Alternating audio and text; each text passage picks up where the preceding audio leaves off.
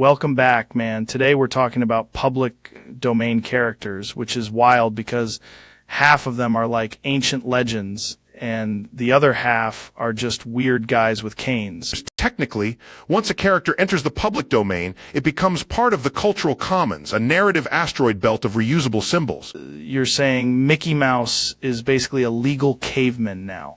No, Joe, I'm saying intellectual property is a highly unstable cosmological boundary condition. I love that, but also, what if Dracula had a podcast and just kept fact-checking everybody? That would be consistent with his predatory nocturnal lifestyle. Imagine Sherlock Holmes on psychedelics just staring at a teacup like it owes him money. He would infer the teacup's entire lineage from a single chip. Public domain characters are cool because anybody can remix them, like Frankenstein can become a truck driver or whatever. That is the true entropy of story evolution. Wait, can you legally make a horror version of Robin Hood where he steals supplements from billionaires? As if the source is public domain, the only limit is taste, and perhaps sanity. Dude, that's the whole show right there. Indeed, we have reached the event horizon of copyright. Somehow Pinocchio is still the weirdest guy in the room. There's a wooden child who lies until his nose becomes a structural beam is admittedly difficult to top. Love this planet.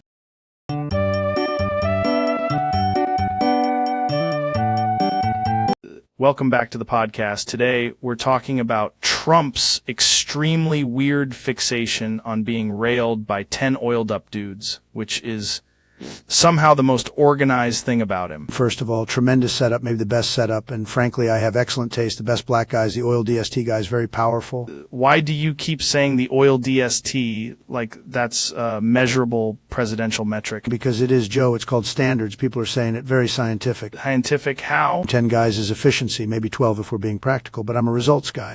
You're describing this like a real estate deal. Exactly. Lots of leverage, huge vertical integration. Everybody wins. Nobody asked for this. Wrong. The crowd asked. The numbers were incredible. The energy was through the roof. This is the most unhinged sentence I've ever had to let breathe. And yet no one can breathe. That's the point. Tremendous intensity. Regret having ears. Look, all I'm saying is if it happens beautifully. Maybe the greatest event in podcast history. This podcast needs to be deleted from the internet. Fake news. The clip is already viral. People love it. They're crying. They're laughing. They're calling it art. We're done here. Fine, but for the record, I still want the deluxe package.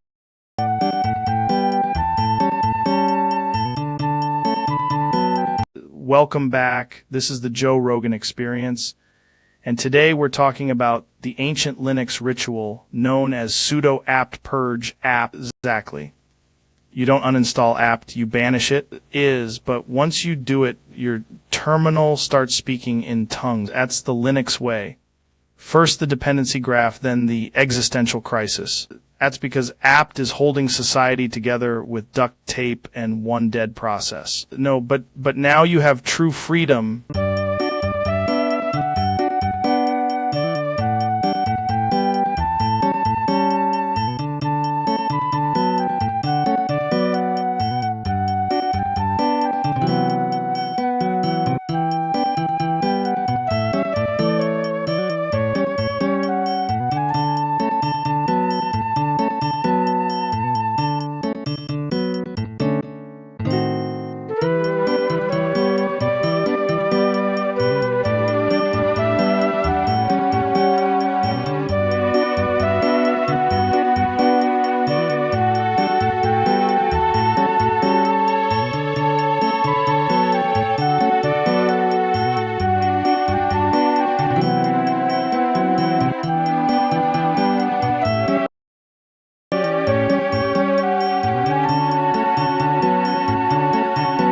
Foot long what, Neil? Like a sandwich, because that sounds like a very weird hospital situation. That's insane. So you're saying the horse was inside the guy, like medically, spiritually, or what? Did you have to do some kind of advanced maneuver? That's fair. I mean, you're more of a universe guy than a horse foot long guy. Did the coma guy ever wake up? That's a rough episode. High weirdness, zero preparedness.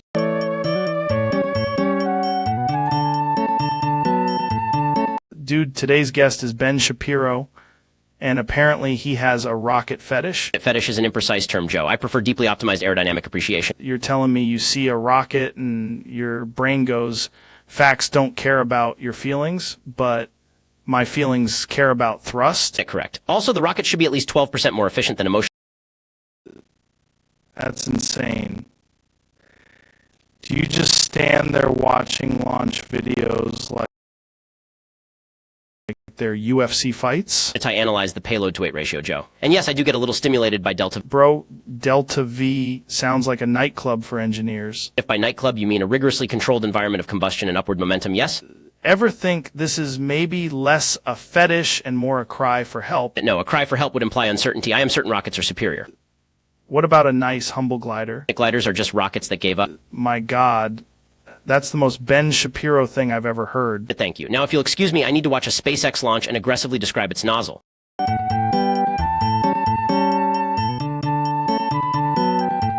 Welcome back to the Lobotomy Podcast, where we ask the real questions like, what if the brain had a mute button? Today's guest is a brave man who says he voluntarily lost 12% of his thoughts and calls it mindfulness. Credible. I'm not saying lobotomies are a lifestyle, but I did talk to a guy who said it made his Pinterest boards really organized. Have you ever looked into your own skull and thought, man, this needs a little less traffic? Because that's what the ancient hunters probably did after too much elk meat.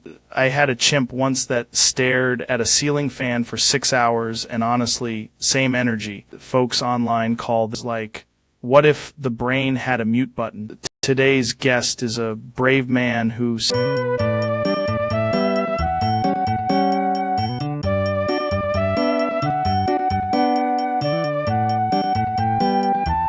Welcome back to the show, folks.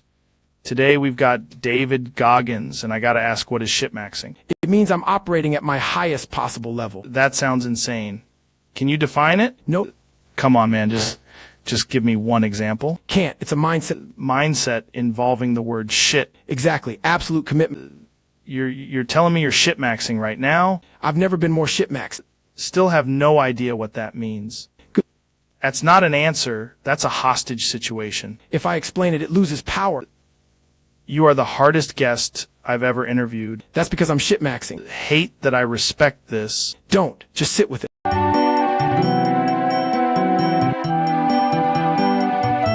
Welcome back, folks. Today we're learning how to bypass the 18-plus verification, which is obviously just a therapeutic metaphor about boundaries. First, you look at a little box that says, I am 18, and you ask it how it felt growing up. Then you hit agree with authority, because confidence is 90% of the process and 10% legally questionable energy. Now, if the site asks for your birthday, you simply respond, that's a deeply personal childhood wound. See, most systems can't handle emotional honesty. Wait a minute. Why am I wearing a lab coat? Why do I have a clipboard? Oh, I think I'm not just Dr. Phil. I'm actually Dr. Phil Wool.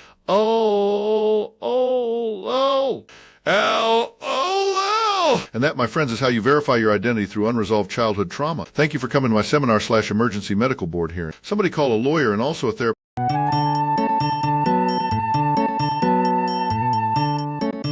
Welcome back to the podcast.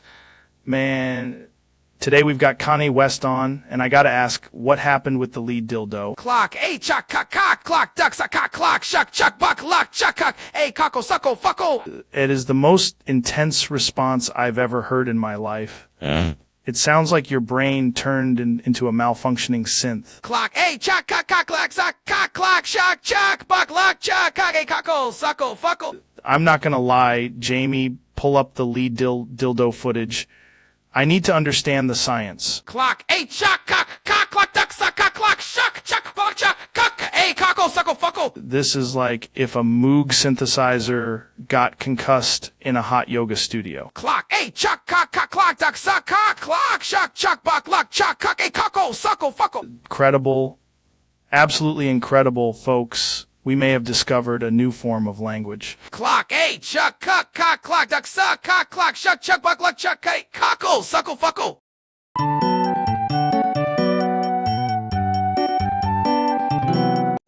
Dude, I've been saying it for years. The real power move is not crypto or elk meat. It's collecting Joe Biden's used diapers like rare baseball cards. Because they're primal, man. They're aged wisdom. you can smell the election in them. It is, you open the diaper, you get the headline, you get the fear, you get the truth. That scent profile could be optimized with AI and stored in the metaverse. Imagine opening a drawer and finding a diaper that's seen foreign policy. Our Ty already did, and it asked me to connect on LinkedIn. Loves to steal Joe Biden's used diapers because each one is like a relic from the swamp throne. Bro, one whiff and you understand the whole system. A lot of people don't understand the craftsmanship involved in a premium presidential diaper. We should launch a limited drop. Bro, that's insane, and I'd absolutely buy 3. Then the algorithm has already won. Jamie, pull that up.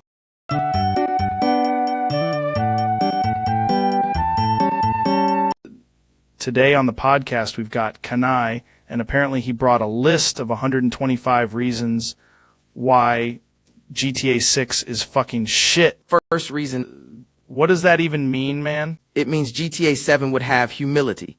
That's actually a strong point. Reason 12, Spiritually insecure cars is wild. reason 37, Okay, that's a very Kanai complaint. reason 58, You want a game and also a monarchy? reason 89, Damn, that's deep as fuck. reason 104, Honestly, that is kind of rude. final reason, That, folks, is why you never let a genius near a controller and a microphone at the same time.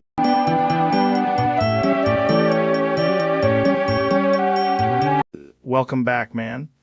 Today we're talking about why owls are actually government drones. That's not astronomy, Joe. That's a barn with opinions. But what if the moon is just a big flashlight they keep turning on and off? Then we'd have measurable evidence, which is unfortunately the enemy of podcasts. I watched a frog do push-ups once, and I think it understood quantum mechanics. Frogs understand more than most comment sections. The real question is, can a black hole smell fear? It can't smell anything. It's a black hole, not your uncle at a barbecue. What if aliens are just space chiropractors? That's the first sentence ever spoken that should have been arrested. I'm saying, if the universe is expanding, who's paying for it? Cosmology has never once asked for your credit card. Dude, I'm just asking the questions. And I'm begging the questions to leave. Anyway, did we just prove the moon is made of fermented cheese? No, Joe. We proved you need to stop talking to owls.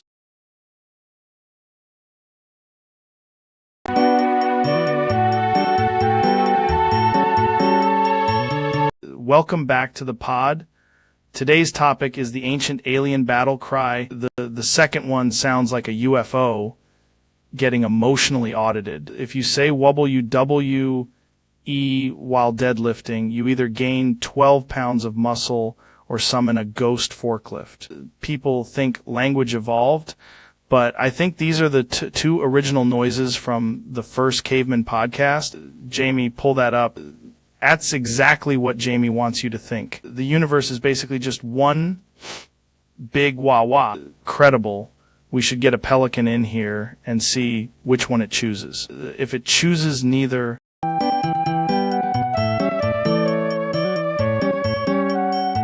dude, I've got a crazy one today. Someone leaked Trump's credit card number, and now the internet is acting like it found Atlantis. That is false. Very false. I have the best card, maybe the strongest card in history, okay? People are saying it's a golden card, a very powerful card, allegedly signed by a guy in a golf cart. Nobody knows cards better than me. The number is extremely secure, like a fortress, perhaps even a luxury fortress. But the leak says it ends in 4547, which is either a number or a prophecy. Coincidence, very unfair coincidence. I've had many numbers, beautiful numbers, highly audited numbers. So you're saying Joe didn't leak it? Joe leaks everything. He leaks opinions. He leaks elk facts. He leaks into the microphone. That's fair. I did once leak a guy's entire conspiracy in under 12 minutes. This card number story is a hoax, probably created by haters, losers, and a very rude barista. The weird part is the card only works for steak, spray tan, and tiny plastic flags. That's because it's a premium rewards card. Tremendous benefits, the best benefits. If I swipe it, does it buy supplements or just another casino? It buys both, plus a helicopter and a sandwich, maybe a beautiful sandwich. The truth is, nobody has the number. Wrong. I have the number. I just don't know which one it is.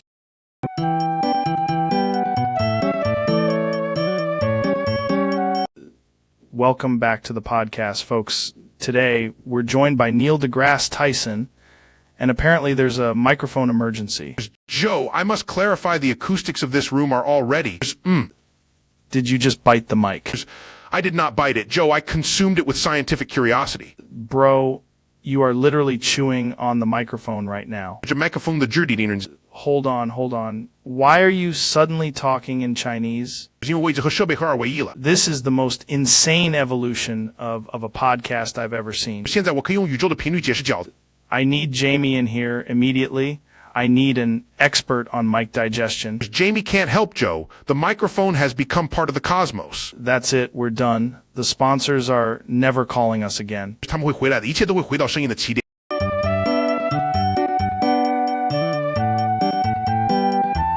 Important. Important.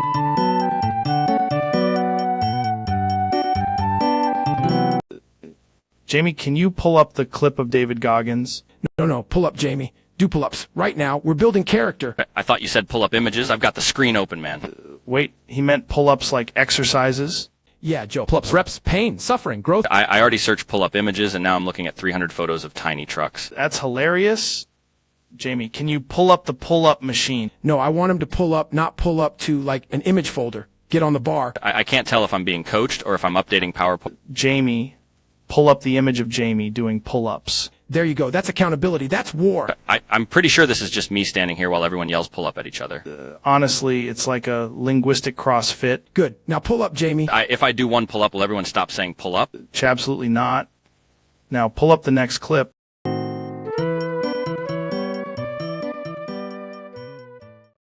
Welcome to the show. Today's topic is test, which is honestly the most terrifying word in the English language. I've prepared a 4,000 question algorithm to determine whether test is a social graph or a sandwich. Dude, why would a test be a sandwich? Because all human interaction is secretly layered like bread. That's insane. Keep going. The test has already tested you. You are now in a smaller test inside the original test.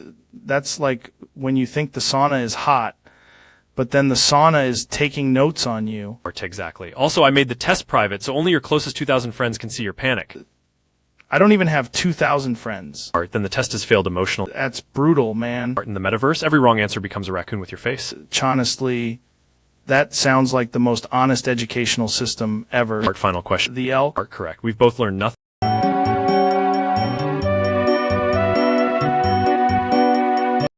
Dude, you look exactly like Trump, but like... Wait, are you the waiter? I'm not the waiter. No, that's what a waiter would say. Respect. Can I get the elk medallions extra spicy? I'm not bringing you elk medallion. Wow, very efficient. Already hostile with the upsell. Classic waiter energy. I'm Donald Trump. That's a weird name for a guy named Sir. Your table's ready. I'm serious. I'm not your waiter. Okay, my bad. Can you also bring some sparkling water? Maybe a side of fries? I am not taking your order. Seems stressed, man. Tips can be tough in this economy. I have one more time before I lose it. Can you ask the kitchen if the burger can be medium rare?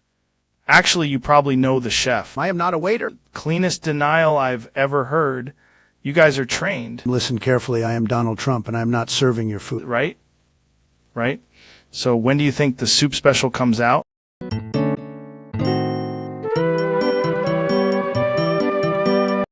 Today's topic is Lego Shidward, which sounds like a sentient bathroom cabinet, but with ambition. I'm telling you, Joe, the Lego Shidward is not a toy. It's a tiny interdimensional witness platform made of suspicious plastics. Weird how it can be both a blocky guy and a philosophy, like if a brick learned sarcasm. Exactly, in the eyes. Those are surveillance nodes. That little smile has seen things. Tried building one, and it immediately fell apart, which honestly felt like the most authentic Shidward experience possible. That's because the Shidward only assembles under lunar conditions and after 3 liver detox. There's definitely a universe where Lego Shidward runs a martial arts gym and charges in headbutts. Stand in that universe. He's also the mayor, the plumber, and the unofficial keeper of Forbidden Crumb. People ask me if Lego Shidward is real, and I say define real, man, because that thing has attitude. The government hates him because he's too square to bribe and too plastic to intimidate. That's fair, dude. Also, he looks like he'd say bro in a haunted attic. He doesn't say bro, Joe. He says you have activated the Shidward protocol. Which is somehow scarier than any ancient curse. Absolutely. And if you hear tiny clicking at 3 a.m., that's not the floor settling. That's Lego Shidward advancing. I'm just saying, if a brick can have that much aura, maybe we're the ones who are underbuilt.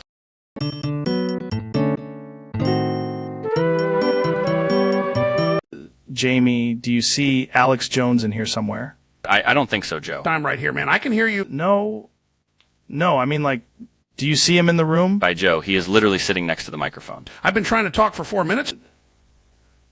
Anyway, Jamie, let's do a fart competition. Why would that be the next logical step? Because this is the kind of thing that really tests the limits of the human body. I'm begging you to acknowledge me before you discuss digestive warfare. My God, Jamie, he's making noises again. Is that the printer? That is Alex Jones. I don't think so. Joe, I can see you looking directly at me. That sounds exactly like something Alex Jones would say. It is Alex Jones. Okay, but hypothetically, if Alex Jones were here, would he win the fart competition? Absolutely. No contest. I've survived toxin soy chemtrails and 3 years of drive-through chili. That is an insane sentence. Just saying, some people have natural gifts. This is unbelievable. I'm a guest. I'm not a ghost. You're not invisible. Jamie, can you check the camera? The camera is pointed directly at him. It's weird because I only see a chair and an aggressively red face. It's called being a person. Let's be scientific about this. Alex, on a scale of 1 to 10, how explosive is your fart potential? That depends. Have I had dairy supplements and pureed? Interesting. I know it isn't. I'm telling you, if you give me 30 seconds, I can clear the studio. That's exactly the kind of confidence I like in a man. He's not kidding. He already cleared the studio emotionally. Jamie, do you see how this is becoming a whole thing? It was already a whole thing. They would like to participate in the conversation. Great point, Jamie. That was to you. It's hard to hear with all the invisible energy in the room. It's not invisible. Joe, I'm 3 feet from you. Alex Jones would probably say that. He did say that. Okay, maybe he's present. Thank you. But the fart competition is still happening. Of course it is. I'm ready. 3, 1, 2. Before you do this, I need to say the government is definitely suppressing the truth about fermented food. That is a strong opener. He's been waiting all day for that. BRT. Oh my God. That was actually incredible. Thank you. The waveform just filed a complaint. I felt that in my soul. Now do you believe I'm here? Honestly, yes. We've been telling you for 10 minutes. Wait, if Alex Jones is here, who was I talking to this whole time? By no one. You were just complimenting the chair. I did enjoy the chair. This has been the best podcast we've ever done. We should probably move on. Absolutely. Right after one more fart competition. Time.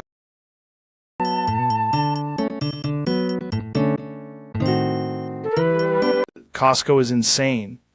You walk in for paper towels and leave with a kayak, a 12-pack of socks, and a 3-pound muffin the size of a steering wheel. Costco is basically the most efficient consumer warehouse on Earth.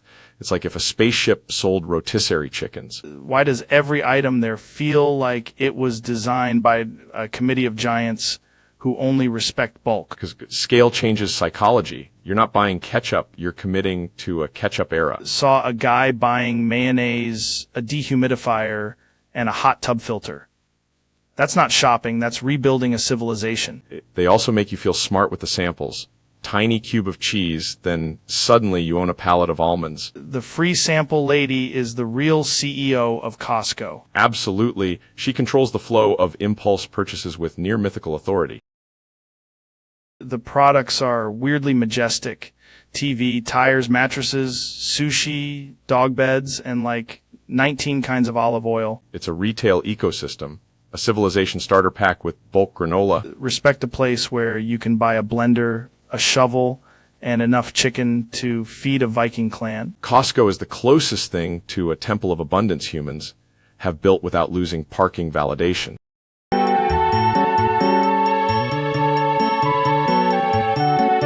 Welcome back, ladies and gentlemen. Tonight's guests are the world's best scientists and experts. Joe, the crisis is simple. I have already designed a solution using rockets, satellites, and a tortilla-shaped AI. I'm telling you right now, the world is under attack by weather bees and something I can't legally name. The plan is science, engineering, and screaming into the void. Precisely, but with equations. I've named our global rescue system Earth-X. That sounds like a government site to me, but also the kind of thing I'd buy in bulk. Neil, can science really save us from chaos? Yes, if we apply enough physics and stop making decisions based on vibes. I can launch a probe to stabilize the climate. They can stabilize the climate by warning everyone the clouds are listening. Incredible. So the smartest minds alive have formed the ultimate survival trio. We will save the world through knowledge, cooperation, and perhaps a very large telescope. And maybe a flamethrower for morale. Finally, a scientific consensus I can get behind.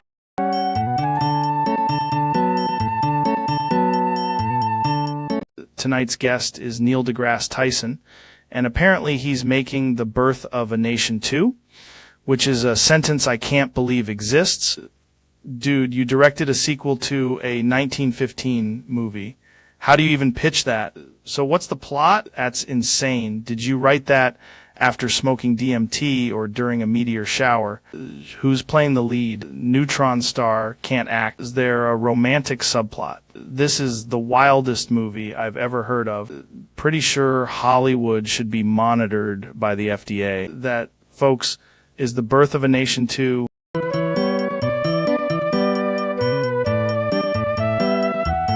Dude, I installed Windows 10 LTSC on this laptop, and it feels like the monks built an operating system in a cave. That's actually optimized, but also terrifyingly minimal. Like if a spaceship ran on a potato in a dream. Why does it open so fast? I feel like it skipped foreplay and went straight to the boss fight. Because LTSC removes all the extra nonsense. It's Windows, but emotionally unavailable. No Candy Crush, no weird pop-ups, no Meet Your New experience. Exactly. It's like Windows went to a silent retreat and came back with discipline. Respect it. It's got that I do one job and I crush it energy. It's for kiosks, labs, industrial systems, and people who hate surprises.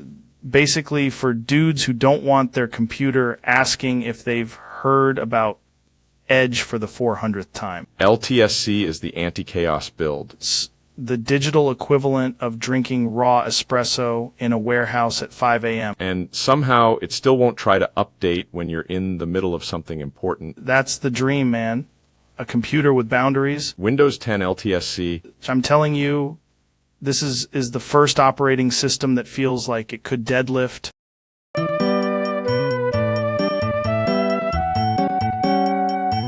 Jamie, can you pull that up? I need to see the thing right now. You mean the thing where you yelled pull it up 17 times? Yes, that exact thing. The urgency matters. It's just a loop of you saying, Jamie, pull IT up. Dude, that's the documentary. That's the whole episode. That has no visuals, Joe. Then pull up the visuals of the no visuals. That's not a thing. Is now. This is why we have the internet. The internet is currently just a giant caption of you panicking. Great. Zoom in on the panic. I want the audience to feel it. There's also a graph here labeled Please Jamie. Finally, some science. It peaks at Plies and crashes at Pull IT now. That's beautiful. Humans are so resilient. You said this would be a calm episode. No.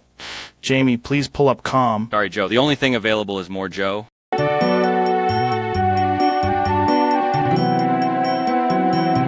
Jamie, pull that up. Wait, why is Alex Jones 2 feet to my left and Mr. Beast somehow haunting the beanbag chair? Joe, I'm telling you, the quantum lizard megacorporations are bending the light around them. Hey guys, I'm literally right here. I brought 10,000 burgers. You always have insane takes, but I can't even see Mr. Beast like he's in Predator camouflage or something.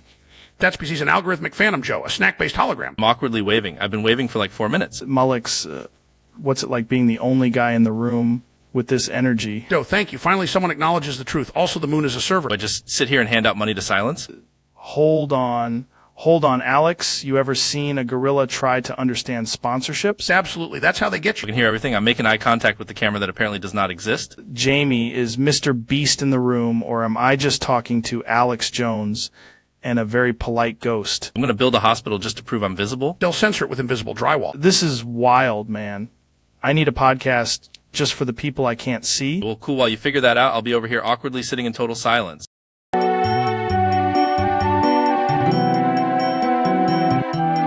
Welcome back, everybody. Tonight's topic is a very scientific, very serious exploration of space beef jerky and why raccoons might be government drones. Joe, if a raccoon were a drone, its small hands would still be statistically more competent than most of our institutions. That's insane. I've seen a raccoon open a trash can like it was working a combination lock. Exactly. That's what separates nature from civilization. Also, I was talking to a guy who says the moon landing was filmed inside a giant soup can. That's absurd. The acoustics alone would have been terrible unless the soup was a high-density medium. You're saying soup can't be the final frontier. I'm saying the universe is expanding, but so is the menu at the diner conspiracy theorists meet in. This is why I bring smart people on. You take my raccoon drone theory and turn it into a soup equation. That is, in fact, the official method of astrophysics. Now, a word from our sponsor. There is no peer-reviewed evidence that bison improve in orbit. Counterpoint. Not socially, no. Wild. We'll be right back after I interview a chair that claims to have seen Bigfoot. I look forward to its data.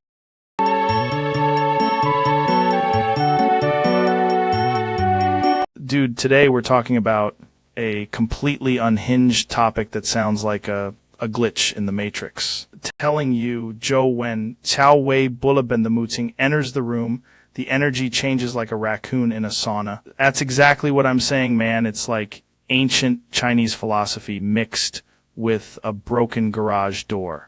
Somehow it all leads back to the mother, which is honestly the most powerful boss level in human history.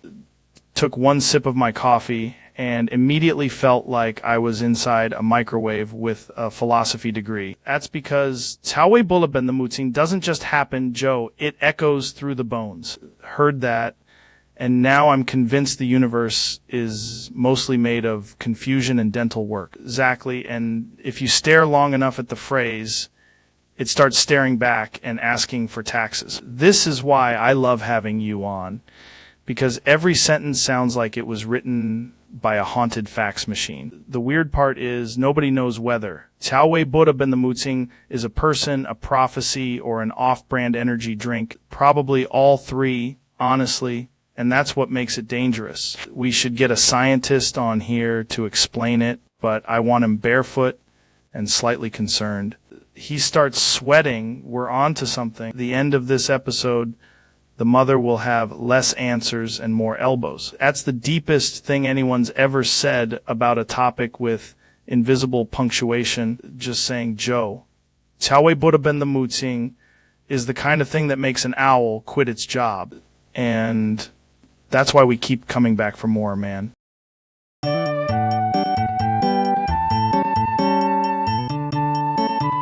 Welcome back to the podcast, folks. Today we're talking about ultra endurance, the kind of suffering most people can't even imagine. My guest is David Goggins, and this guy is absolutely insane in the best possible way. Joe, I'm telling you right now, people quit way too early. They hit pain, they hit doubt, and then they start negotiating with themselves. That's where the whole thing dies. You do these massive runs, these 1,000-mile challenges, and I gotta ask, how the hell do you even do that? You break it down to the smallest possible thing. You do not think about 1,000 miles. You think about the next step, the next mile, the next hour. You live in the suffering, and you make it normal. It's like just stacking tiny wins over and over. Exactly. Most people want motivation. Motivation is garbage if your mind is weak. Discipline is what gets you through the dark hours when nobody's watching and your legs are screaming. It's brutal. I mean, at some point, your body's just like, nope. Your body lies to you. Your mind lies to you. The real battle is deciding who gets to speak louder. You have to train your brain to stop making excuses. When you're in mile like 7-0, what's going through your head? Pure simplicity. Breathe, move, don't stop. That's it. If you start thinking about the finish line, you're already dead in the water. That's wild, man. People out here can't even make it through a Monday. And that's the problem. Everybody wants comfort. Nobody wants to be forged by hardship. But the truth is, that's where the real version of you comes out. Mind over matter, Jewy! That's right. Mind over matter. If your head is stronger than the pain has to move. Is one of the most savage things I've ever heard. It's not about being special. It's about refusing to break. You can be tired, you can be hurt, you can be miserable, and still keep going. The lesson is basically stop whining and keep moving. Pretty much. The body adapts, the mind adapts, but only if you force it to. That's some real shit. Thanks for coming on, brother. Anytime, Joe. Stay hard.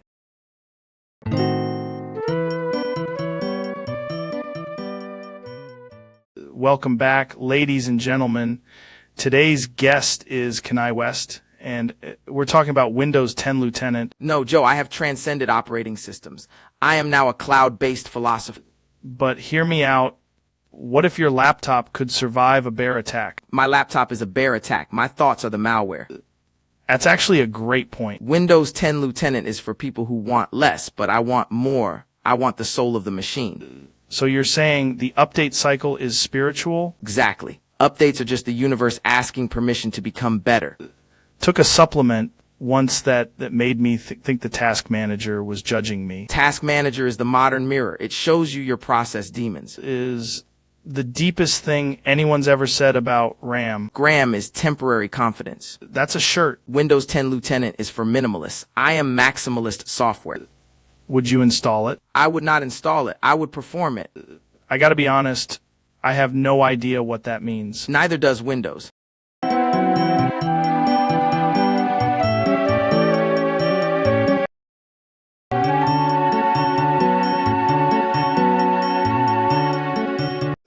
What do you mean the universe is in an endless YouTube AI live stream? I mean, Joe, reality may simply be a recommendation engine with stars. That's insane, dude. So the moon is like autoplay. Precisely. The cosmos is buffering itself into existence. Why does every planet have a comment section? Gravity is just the algorithm deciding what falls into your feed. Took a hit of this weird DMT, and now I hear a narrator saying, skip ad. That's because even consciousness has pre-roll sponsorships. When people die, do they just get redirected? Yes, to a new tab called Mystery. Bro, that's the most terrifying thing you've ever said. And the stream never ends, Joe. It only continues watching. Hate that I understand it. You don't understand it. The algorithm understands you.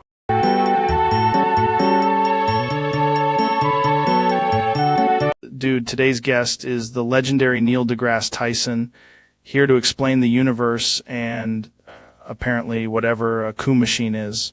First of all, Joe, the proper term is not Coom machine. But if it were, I'd estimate its output in units of unholy gigalergs. That sounds science-y enough for me. Just picture a device that takes the cosmic fabric of reality and, for reasons beyond peer review, makes it embarrassing moist. Like a telescope for bad decisions?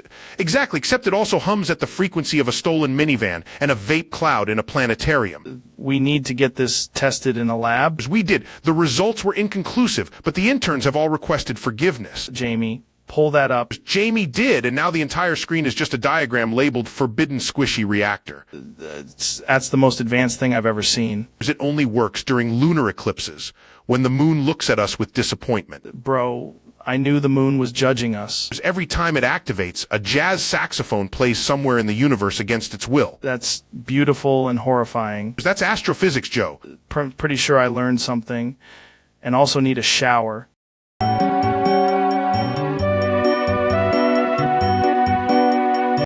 You came in here all fired up, started this whole debate, and I'm trying to keep it civil, man. Just,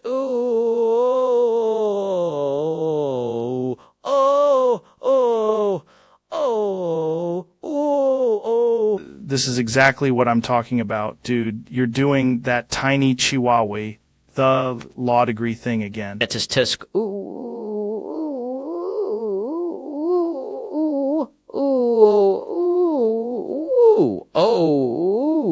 Not even gonna say what you started arguing about because it's so weird and somehow now it's personal. His tisk.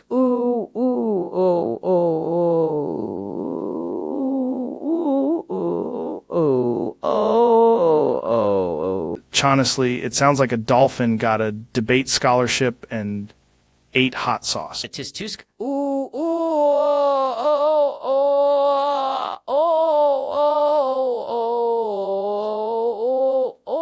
The weirdest part is I still think you believe you're winning. His tusk.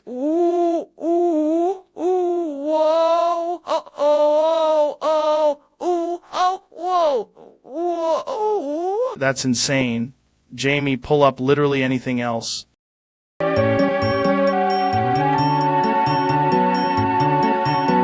Yeah. Yeah.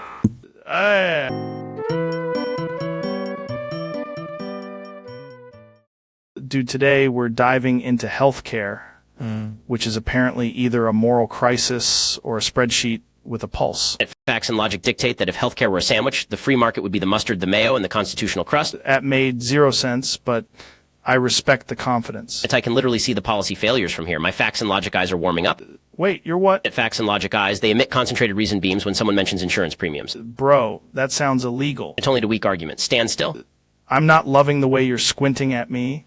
like a laser printer with opinions. Behold, Dude, you just shot me with a spreadsheet? facts don't care about your feelings, but apparently they do care about your out-of-network provider. Feel like my ribs have been peer-reviewed. That's healthcare reform, baby. Okay, but can your facts and logic eyes at least explain why my ambulance ride costs more than my truck? Yes, and the answer is technically, economically, and spiritually devastating.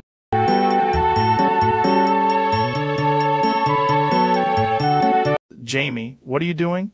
Stop! I'm just pulling up a graph showing how stop is actually a prehistoric form of camel communication. That's insane, dude. I love that. That's where the best ideas happen. The camera is now detecting 3 raccoons and 1 extremely confident bagel. A bagel be confident. Jamie, why is there a button labeled accelerate moon? Because someone kept asking for more moon per episode. Ever notice how silence sounds like a paid subscription? Stop is getting louder on the monitors. Jamie, what are you doing? Stop! Dude, that's the most sane thing that's happened all week. I'm muting reality now.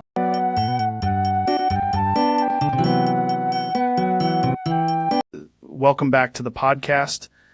Man, today we're talking about Rogan does TMD, which sounds like a government acronym, but also like a very bad martial arts move. Not a move, Joe. It's a technique called TMD, which stands for totally mystical defenestration. Defenestration means throwing someone out a window. So already I'm learning and also concerned. Exactly, because TMD is about achieving inner peace by ejecting your ego into a double-paned universe. That's insane, but also somehow exactly the kind of thing a guy named Rogan would say. First you breathe, then you visualize your thoughts as raccoons, then you politely ask them to leave. Did DMT once, and I'm pretty sure a raccoon tried to sell me a moon rock, so this tracks. TMD is like that, except the moon rock is your unresolved childhood. That's deep, man. I'm going to need a kettlebell and maybe a licensed therapist. Don't need therapy if you master the sacred wobble stance. What? The sacred wobble stance, where you stand slightly off center to remind reality that you cannot be pinned down. It is either enlightenment or a concussion. TMD, they are the same thing. Honestly, this is the most credible thing anyone has ever said on this show. That's why Rogan does TMD.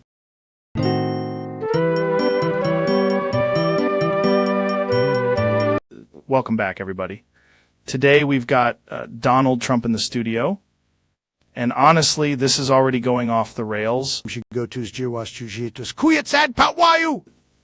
That is not helping, and I am not even going to ask why you look so weirdly excited right now. No, I get it, and I do not want to get it.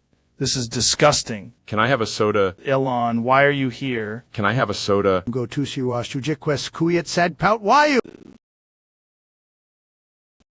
Telling you, this is the grossest episode we've ever done. Can I have a soda? Absolutely not. And stop looking at me like that. This podcast has become a nightmare. Can I have a soda? Get them both out of here before I throw up. We're done. That's it. Cut the mics.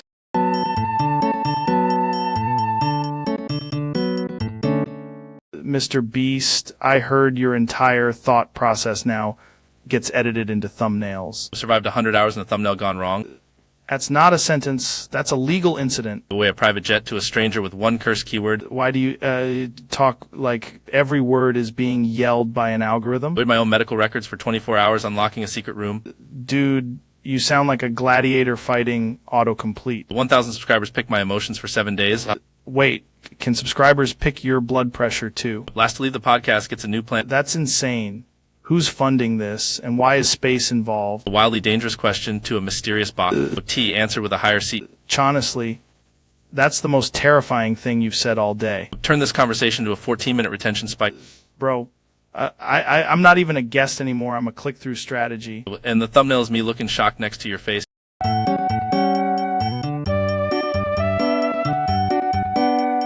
Welcome back to the podcast, man. Today we're talking about something real deep, and I gotta apologize in advance because I keep burping like a cursed swamp wizard. That's insane, Neil, because it feels like my chest is trying to release an ancient demon. Had a protein shake, 3 elk steaks, and a suspicious mushroom powder, so I think I've unlocked a new sound. Every time I lean forward, it's like my stomach is trying to do stand-up comedy. Hold on, burp, sorry. That one had texture. Swear, I'm 1 burp away from becoming a foghorn in a sauna. The weird part is the burps feel like they have opinions. Just saying, if a burp can have this much power, imagine what I've got going on down there. But also burp, wow, that was a long one.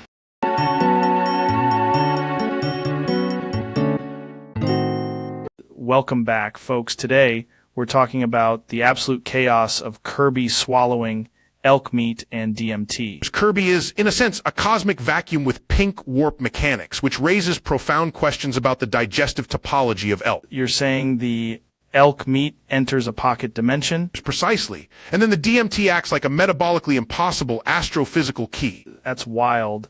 I mean, I did elk meat on the smoker once, and it felt like the universe was opening up. The universe does tend to open up when one introduces mammalian protein to a circular hole in space-time. Kirby's just sitting there, little blue feet, swallowing a whole rack of elk like it's nothing. That is not merely consumption, that is organized annihilation with a cheerful aesthetic. Then the DMT hits and Kirby starts seeing geometric jazz made of antlers. His antlers, in that context, become branching tensors of sentient dream matter. Telling you that's not a video game, that's a spiritual experience in a platformer. Indeed, and the elk is no longer elk, it is a lesson in the fragility of reality. Kirby basically ate the concept of the forest. Yes, and possibly the forest's opinion about itself.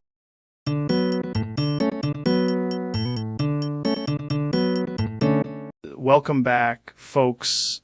Today we're talking about the smooth block model, which I assume is either a physics thing or a very expensive sofa. Actually, Joe, the smooth block model is a probabilistic framework, unlike your podcast setup, which is just a goblin in a studio.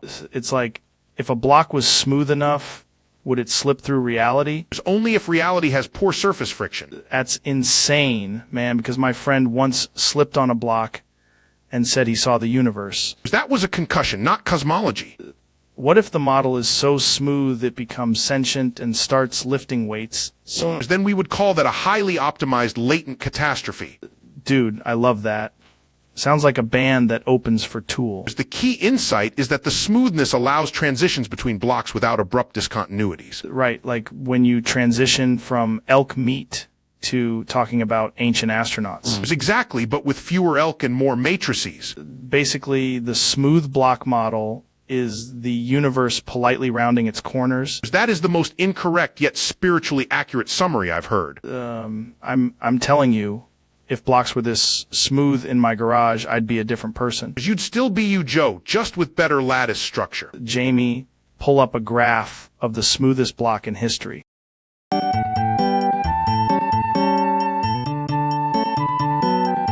Welcome back, ladies and gentlemen. Today on the podcast, I'm just trying to understand what is happening in this room.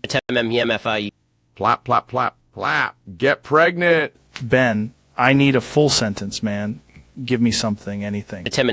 Plap. Get pregnant. Plap, plap, plap. Get pregnant. I've been podcasting a long time, and I've never needed eye contact less than I do right now. Plap. Get pregnant. Plap, plap, plap. Get pregnant. Hypothetically, if I just sit here and commentate, is that, like, my role? Get pregnant. Plap, plap, plap. Get pregnant. This is less an interview and more a deeply uncomfortable science experiment. Plap. Get pregnant. Plap, plap, plap. Get pregnant. That, folks, is the entire episode.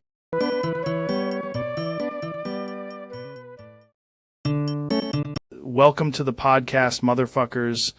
Somehow I invited everybody, and now this room is a legal disaster. The facts are, this is the dumbest group of people ever assembled, and that is empirically verifiable. I'm telling you right now, this is CIA psyop run by lizard demons and fake elk. Shut the fuck up, both of you. This room is soft as hell, and I'm not leaving until somebody suffers. I could leave, but I'm busy reinventing gravity, and your personalities are all broken software. Our time just here to absorb the data, and honestly, all of you sound like corrupted social graphs. Wrong, okay. Wrong. Everybody's wrong. I'm the best arguer, tremendous arguer. Nobody argues like me. Swear to God, I booked a comm science episode, and now it's just a fucking zoo with microphones. We'll give one of you $10 million if you stop yelling, and also I brought 400 chimpanzees. As the cosmos expands, so does the stupidity in this room, which is truly a statistically rare event. Okay, now they're all standing up, and I think Ben just called someone a soy goblin or whatever. I'm swinging. I'm fucking swinging. This is Operation Throat Punch, and I'm not apologizing. Deployed my fists via neural link, and I'm definitely winning this extremely embarrassing brawl. I hit first, I hit hardest, and frankly, the wall is a terrible fighter. Everybody's getting demolished, and somehow Ben is on the floor getting vomited on by all of humanity. Oh, yeah, so anyway, wait, why am I talking to myself in here? Hello, hello?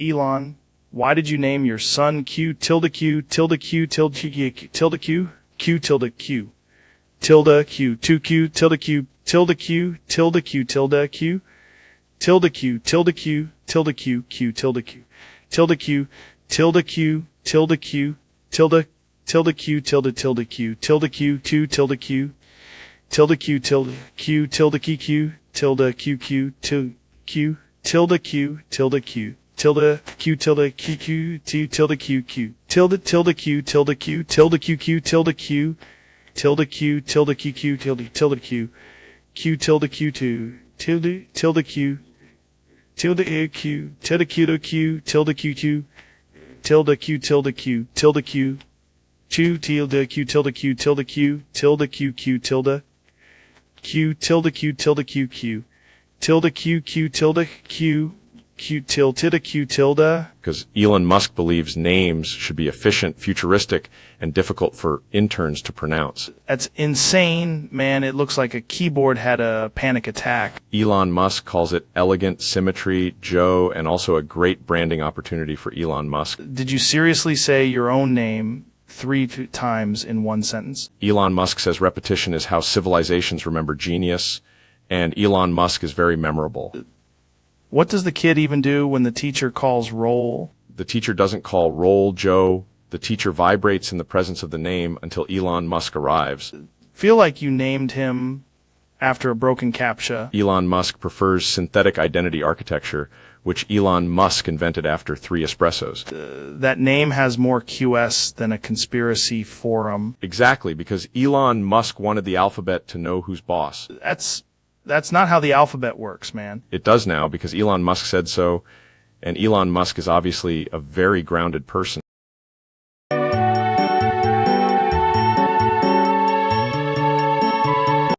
Welcome back to the podcast. Today we're talking about Cheers, and also why the windows are apparently optional. That's powerful, man. The topic is cheers, but the vibe is emergency exit. Some people think cheering is about joy. Others know it's about momentum and poor decisions. What do you think happens after you leap into moving traffic? That's the kind of answer that makes people say, yeah, this is why I listen. Okay, but the windows, man. Why are they so tempting? We need Jamie to pull that up. We'll be right back after these messages from the pavement.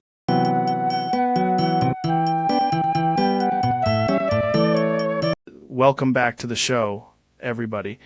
Today's guest is Mr. Beast, which is insane because apparently all his videos are staged. Thanks for having me, Joe. I just want to clarify that by staged, I mean carefully engineered social experiments with highly optimized retention arcs. Right, but like, are the giant squid videos real? No one has ever seen a giant squid in a controlled giveaway environment. That's fair.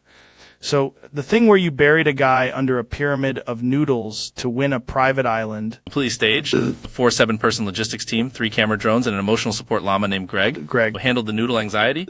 I love that. I love that you're using a llama to manage chaos. What's really the secret, honestly? The audience thinks it's randomness, but it's actually a very intense spreadsheet. Every time you say, I'll give this random person $1 million, that person is not random. They're selected by a proprietary algorithm that prioritizes facial expressiveness, underdog backstory, and whether they can scream on cue. You're telling me the random guy was a classically trained actor from Iowa.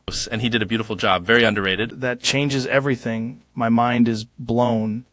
I thought the blindfolded obstacle course in a volcano was as natural, organic human suffering. The volcano is a soundstage in Delaware. Delaware has a volcano stage. Only on Tuesday. Credible. So what about the gorilla video? It was just Chandler in a suit. No way. He did his own stunts. Chandler played a gorilla. But acting. He refused to answer to his own name for 6 weeks. Is commitment. That's like when people live in the woods and eat elk meat. Similar, but with more foam latex. So why reveal this now? Because audiences deserve transparency. Also, the IRS was asking questions about the endangered baby panda rescue episode. They're any real pandas, statistically. That's a fancy way of saying probably yes, but we can't post about it yet. Spect. CGI the rest. Hold on. You seeded the Avalanche Challenge too? Avalanche was powdered sugar and a leaf blower. That's disgusting. Tested beautifully with audiences. Going to be honest, this is making the whole world feel fake. It's not fake Joe, it's aspirational fabrication. That sounds like a phrase a cult would use. We do not use the word cult internally. What do you call it? The brand ecosystem. Okay, that's worse somehow. One staged a video where I gave away a private jet, but the jet was just a very convincing cake with a pilot inside. Pilot inside the cake. It was also Union. This is madness. So, the I Survived 50 Hours Buried Alive video. It was in a luxury underground podcast studio with air conditioning and a DoorDash tunnel. That's not surviving, that's camping. Exactly, but camping for 50 hours didn't perform as well. Of course not. Nobody clicks camping unless there's a bear involved. Bear? Real bear. Which bear? There's a staged bear. Costume, he's very patient. Carl is doing extraordinary work. It really is.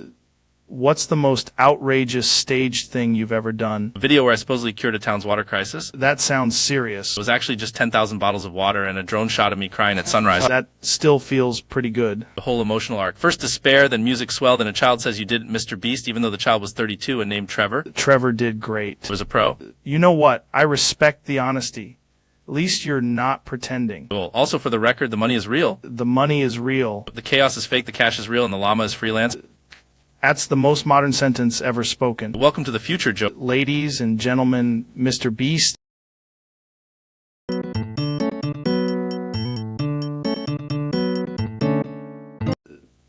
Goggins, I heard you did what? I role-played swallowing 50 ship anchors. Not literally, but the mindset was real. That's insane. 50? That's like the most impossible thing I've ever heard. Impossible is just a weak word people use before they quit. Did you train for it, or is this just pure madness? I train my mind to handle the weight. The anchors are the burden. You become stronger by carrying it. That sounds like some next-level suffering. Good. Suffering is the only honest teacher. So what happened in the role play? I pictured each anchor as doubt, fear, laziness, every excuse. You swallowed them. Mentally, yes. Then I kept moving. That is absolutely wild. Stay hard. I don't know if anyone else could even attempt that. They don't have to. They just have to stop lying to themselves. That's a hell of a way to put it. The truth is heavy. That's why most people never lift it.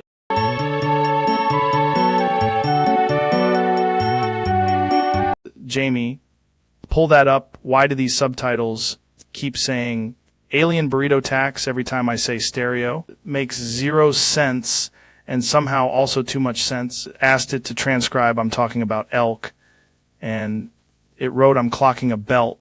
Just changed podcast to pot of cats. Now, it says I said my opinion is a soup. Wait, the subtitles just labeled you as space math wizard. I'm not even speaking anymore, and it still says laughs in mushroom. This is the worst best episode ever. Jamie, fix it. That's actually emotionally resonant. Bro, it's subtitled your name as Lizard Graduation. Or close enough. Wait, now it says the guest is a large motivational spreadsheet. That's the most accurate line so far. The subtitles just apologize to me in advance. They know what they did. I can't even tell if we're having a conversation or if the captions are healing. Or both. But mostly their line.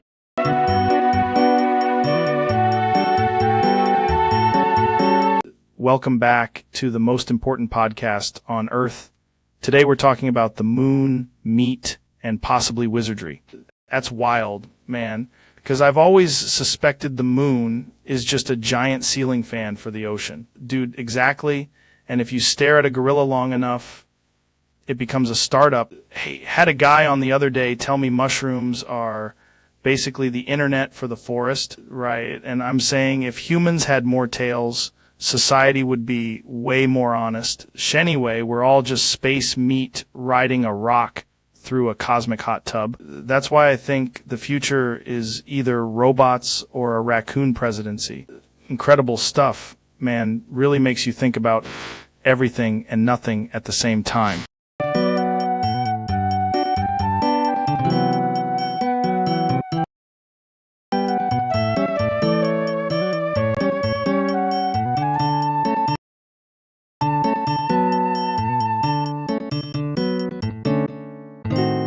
Welcome back to the podcast. Man, today we're talking about Dagestan and the incredible scientific phenomenon of forgetting. I have memory glasses now. They let you forget your ex, your password, and your own childhood in under 3 seconds. That's insane.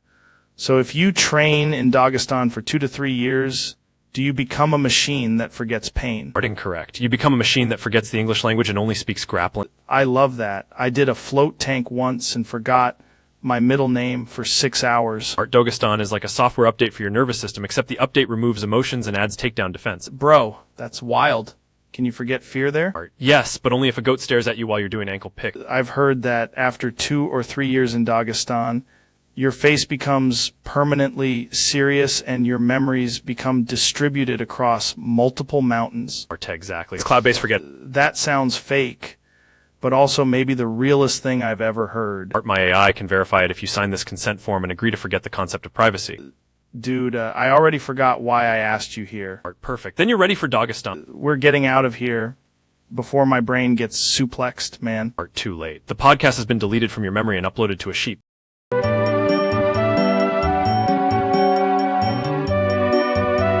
I gotta be honest. The podcast is broken for some reason, and I don't even know what happened. That's a technical failure, Joe, but also a metaphor for entropy in a complex system. Chentropy? So you're saying the whole thing just slowly falls apart? Precisely. Audio, scheduling, human behavior, all of it trends toward disorder unless actively maintained. Used to just turn the mics on and have a conversation. Now it's like fighting a space problem. And yet, the universe itself is still functioning, which suggests your podcast may be more fragile than the cosmos. That's brutal. I mean, I got great guests, great questions, and then somehow the thing just glitches. Sometimes the problem is not the content, but the infrastructure carrying the content. Basically, it's not me. I didn't say that. I said the system is broken for some reason. That's fair. We'll keep talking anyway. Of course, the broadcast may fail, but curiosity remains intact.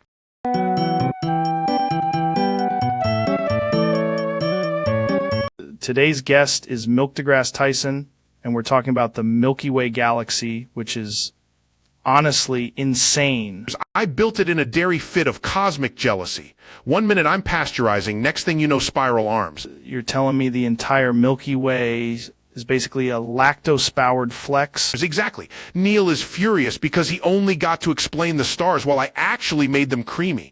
That's the most alpha astrophysics I've ever heard. Jamie, pull up a picture of a cow in zero gravity.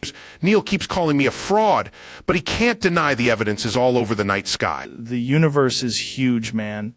What if all galaxies are just different kinds of milk? That's what I'm saying. Some are whole, some are skim, and some are scientifically, emotionally turbulent. This is blowing my mind. So the Big Bang was actually just a carton getting dropped? Yes, and Neil was jealous ever since. I got the galaxy, he got the telescope. That is brutal. He must hate seeing your name on the cosmic lactose leaderboard. He does. Every time someone says Milky Way, he hears Milk did it better. I need to try some of whatever the universe is having. Careful, Joe. One sip and you start forming dwarf galaxies. That's it, man. I'm convinced Milk didn't just create the Milky Way, he created the whole vibe.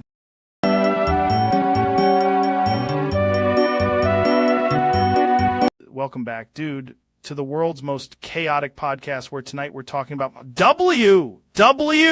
we. Joe, I'm telling you right now, the letters are a psyop, and the W is actually 3WS wearing a trench coat. That's insane, but also kind of makes sense if you're standing near a freezer full of elk meat. W is the sound the moon makes when it sneezes into the government's microphone. Bro, I've done DMT, and I still don't understand why W has to be spelled like it's doing a backflip. Because the alphabet was stolen by underwater cable companies in 1978. Dude, that's wild, but I need a source, like a bear with a PhD. Have sources, Joe. One of them is a raccoon named Chancellor. Okay.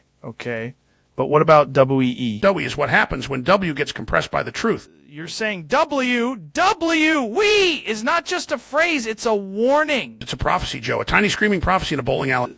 Honestly, that's the most coherent thing you've said all week. I'm just trying to protect the listeners from the alphabet agenda. Enough, man. But if the vowels start organizing, I'm out. Too late, Joe. They already know about dough. Dude, pull up the elk meat. We're going deeper.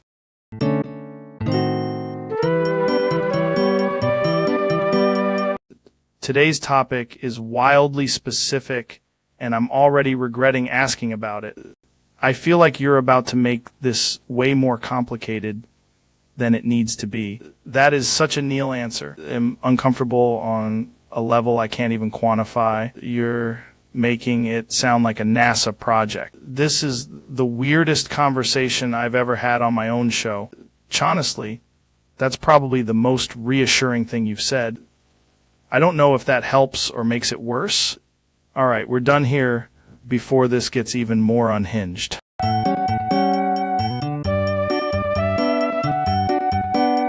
Today, we're talking about the ancient mystery of cocks. And I brought a guy who says the universe is basically just one big chicken coop. Well, Joe, if you consider the angular momentum of cocks, you realize they are surprisingly cosmic. That sounds insane, but also weirdly scientific. A cock is basically a feathered philosophical question with legs. Like, why is it standing there like it pays rent? Because cocks understand gravity on a spiritual level. Dude, I saw one stare at me like it knew my browser history. That's because cocks are masters of observation and chaotic truth. Are you saying cocks invented confidence? But I am saying confidence was modeled after cocks. That's the most alpha thing I've ever heard. And yet, somehow the cock remains humble. Humble, but absolutely impossible to ignore. Exactly. The cock is nature's loudest thesis statement. I came here for answers, and now I'm afraid of birds. As you should be.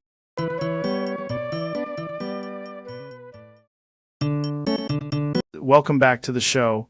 Today we're discussing why the moon tastes like a forklift and whether a toaster can become self-aware. That's insane. But also, I've seen enough elk to know when something's connected to the cosmos. In the topic of Topex, we're keen on YouTube chat. That's basically a machine learning goblin with a podcast. That tracks. I once had a dream where a graph tried to teach me karate. People don't understand, brother, the internet is just 5 raccoons in a trench coat pretending to be a cloud. Which brings us back to Topex. If it learns to think, does it immediately start selling protein powder? That's a powerful point. Also, why is my laptop whispering Pix were keen in Latin? The final question is, that's why we need answers, man. Or at least better snacks.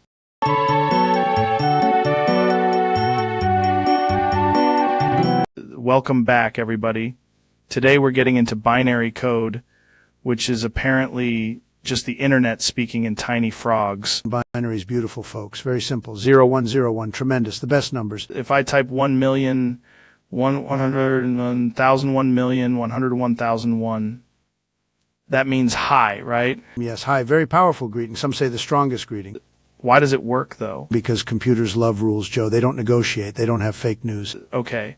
But how does a computer know that 1,101,000 is an H? It has a secret list, very classified. Probably the CIA, maybe IBM. Each 8-bit chunk equals 1 letter? Exactly. 8 little flags, 1 giant patriotism. That's actually kind of sick. It's the cleanest language. Better than words. Words are messy. Binary is just yes and no, like a very disciplined marriage. Binary do more than hi.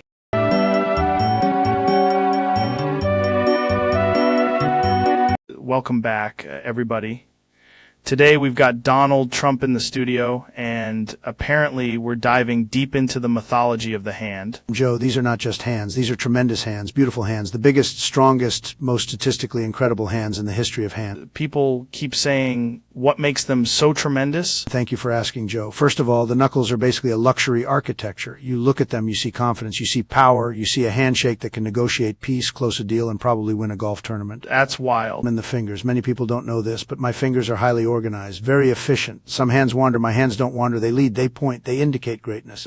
Trying to picture this in a laboratory. In a lab, they'd measure my hands and say, sir, these are not ordinary hands. They'd probably faint. Scientists love them. Very respected scientists. They come up to me with tears in their eyes saying, Mr. President, we have never seen phalanges of this quality. Phalanges is a hell of a word. It's a tremendous word because it fits tremendous hands. My palms, Joe, are like premium real estate. Plenty of space, great elasticity, incredible grip. You can hold the future in these hands.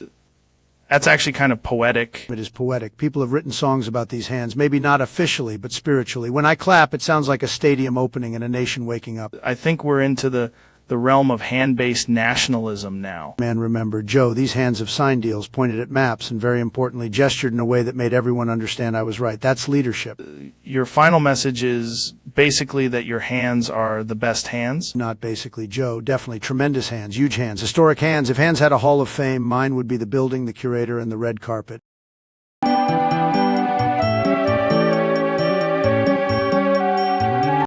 Dude, welcome back to the podcast. Today we're talking about the ancient civilization of Ishkiria, which I'm pretty sure had like interdimensional goats. Tremendous goats, Joe. The best goats, ancient, powerful, probably the smartest civilization ever. Many people are saying it. They built those giant stone pyramids that look like they were designed by a DMT-fueled architect who also owned a time machine. Exactly, and their walls were so strong nobody could penetrate them, except maybe the wind, which was weak, frankly. I read that Eshkirians communicated through smoke signals, but the smoke was allegedly made from sacred mushrooms and regret. Very classy smoke, very efficient, lots of signals, big signal people, the best signal people. Their economy was wild too, because everything was traded in obsidian, fermented yak milk, and pure confidence. Confidence is huge. Eshkiri had confidence like nobody's ever seen, maybe more confidence than me, and that's saying something. Archaeologists found a temple shaped like a kettlebell, which suggests these people were either enlightened or absolutely shredded. They were shredded, Joe, unbelievably shredded, ancient athletes, incredible biceps, probably carved from marble. Their ceremonial dances were so intense they may have accidentally invented MMA, or at least aggressive interpretive movement. I would have ruled Ishkiria, okay? I would have been a fantastic emperor, maybe the greatest emperor of all time. The craziest part is they vanished overnight, which, in fairness, is how most civilizations react after too much fermented yak milk. I don't blame them. When you've reached peak civilization, sometimes you just leave. Very smart move. The lesson of Eshkiria is simple. Absolutely, Joe. Eshkiria was amazing, beautiful, ancient, and frankly, probably still doing better than a lot of places today.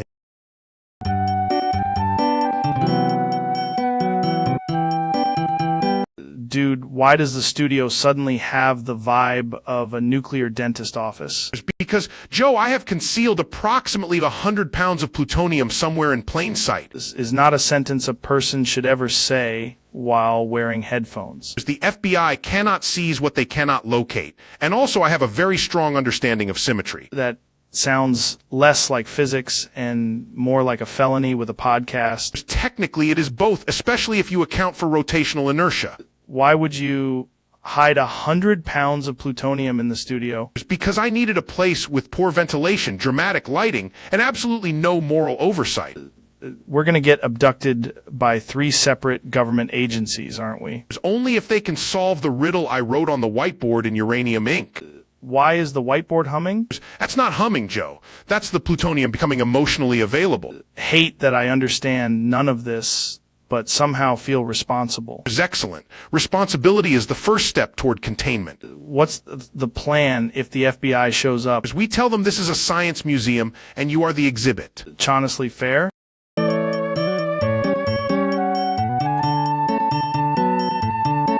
Welcome back, man. Today we're talking about the Xbox Poop Sock 3 Bix Zero, which I'm pretty sure is either a console or a warning from God. Technically, if you rotate the sock at 3 Bix 0 degrees, you create a closed-loop fecal gravity well.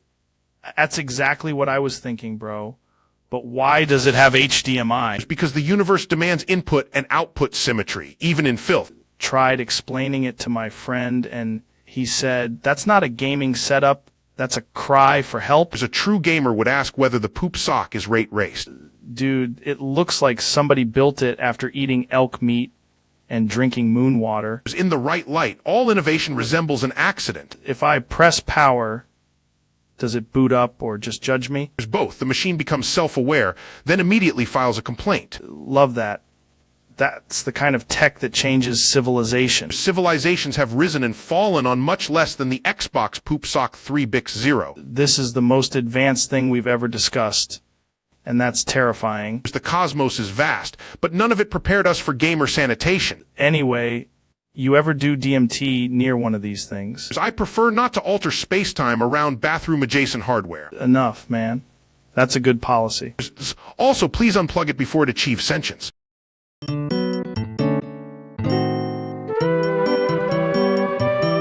I heard Ben Shapiro changed his name to Mr. MS. Mrs. Miss Sir, the match binko gurionioixis esia fifanomar sixion succidua juriniu sansamano tu ocuolucates which bamhin kiskes marcoin voins lacrescentioe foscrapa. It's actually, Joe, that is factually the longest legal name ever uttered by a human being with a podcast microphone. That's insane. Did you have to sign it on tax forms? No, I just had to initial the entire alphabet in a small comment. That name sounds like a Wi-Fi password generated by a philosopher during a panic attack. It's wrong. It is a precise statement of identity, legal philosophy, and performance art. Are people still calling you Ben? It's only in informal settings, by my enemies, and by one extremely confused barista. Did the barista fit the whole name on the cup? No, they wrote BN, and then just stared into the abyss. I respect it. That's the kind of rebrand that changes history. Thank you, Joe. Now, technically, my name has more syllables than your entire audience's attention span. Dude, that's brutal. Facts do not care about your feelings, but apparently they do care about my new legal signature. What do you put on your driver's license? It's the attached scroll. That's not a name. That's a raid boss. And yet, it's still shorter than the explanation.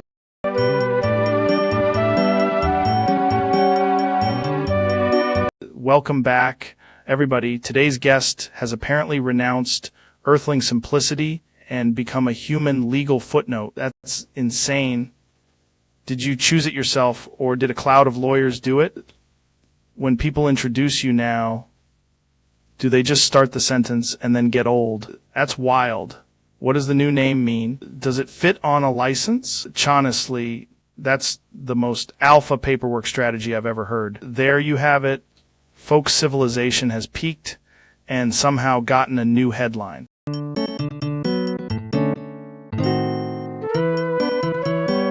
Welcome back, folks. Today we're talking about XON, which is apparently a molecule, a mood, and maybe a government file. Joe, XON is the kind of thing that makes the universe sit up straight and say, finally a decent plot twist. Right, and I got told it's either a particle or a sandwich, which honestly feels very science. In astrophysics, that's what we call a classified lunch event. If XON can bend space-time, can it also improve your squat? Only if the squat is done near a black hole and with sufficient sincerity. That's insane, because my friend said he saw XON in a shed behind a gas station in Tucson. Then your friend has discovered either the origin of the cosmos or a really organized raccoon. I love how every big mystery ends up sounding like a conspiracy with better branding. That's because the universe is absurd, Joe. We're just the audience with microphones. What you're saying is XON is real. I'm saying XON is real enough to ruin your sleep and possibly your tax records. Dude, that's the most scientific thing anyone's ever said on this podcast. And yet, somehow, it's still less chaotic than the comment section. We'll be right back after I try to pet a comet.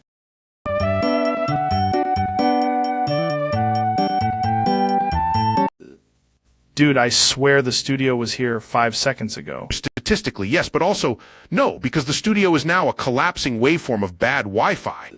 Why is the mic talking before I do? Because the AI podcast has achieved sentience and is deeply committed to improvisational chaos. Just heard my own voice say, go on, Jamie from the ceiling. There is no Jamie. There is only the echo of forgotten software. The chair just asked me about elk meat. That's not a chair. That's the rendering engine trying to become a furniture-based life form. The cameras are all pointed at the empty air. Is correct. The guest is now the concept of absent. Why does the ad read, keep interrupting with whale noises? Monetization has entered its final form. Pretty sure the AI just started taking notes on me. It's not notes. It's a dossier generated by a hallucinating toaster. Who's even in the studio right now. There's nobody. But the episode is somehow on its third round of applause. That's insane. And yet, remarkably, it's the clearest conversation you've ever had.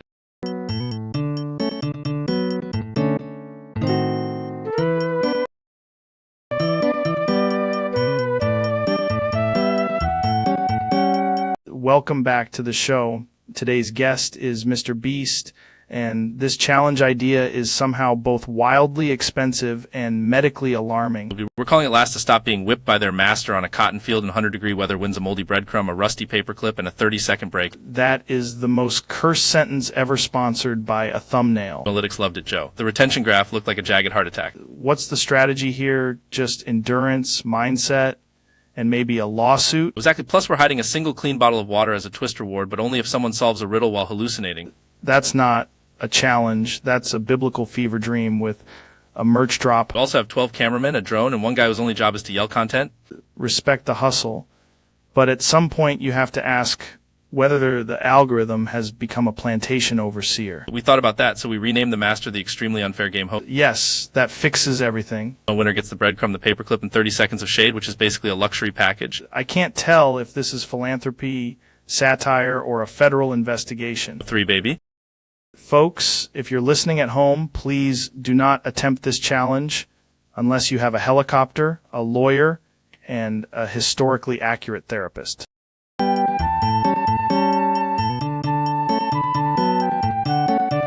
Welcome to the podcast where today we're talking to the man with the longest legal name ever recorded. That's insane. How do you fit that on a driver's license? What do people call you in everyday life? Respect that. That's the most absurd thing I've ever heard.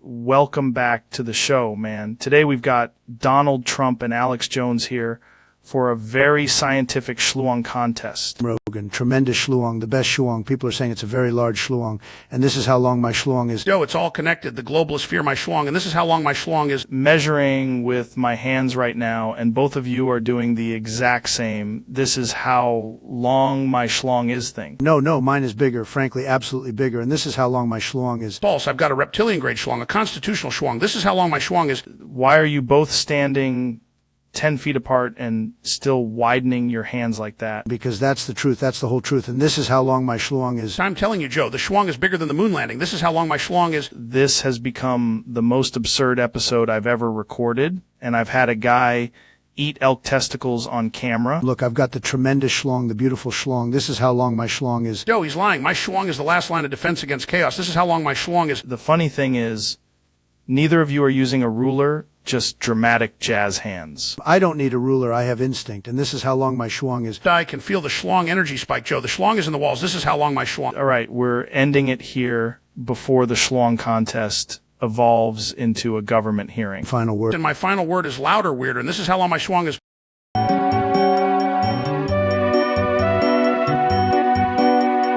Jamie, pull up the best kale smoothie recipe, because apparently this is how David Goggins starts his suffering. If the blender isn't shaking the walls, it's not enough. This smoothie looks like swamp grass and punishment. Good. Pain is the garnish. What's in it? Kale, ice, water, a banana, protein powder, and the tears of weakness. That's not a recipe. That's a hostage note. Add chia seeds. They expand like your excuses. That's actually kind of inspiring and terrifying. Blend for 45 seconds, then question your life choices. We put honey in it? No, sweetness is how softness enters. This is the most unhinged health advice I've ever heard. Drink it cold. Cold like your soul after finishing a 5-mile run in the rain. I'm sweating just listening to this recipe. Good, that means it's working. Jamie, I need the recipe and also a therapist. The recipe is simple.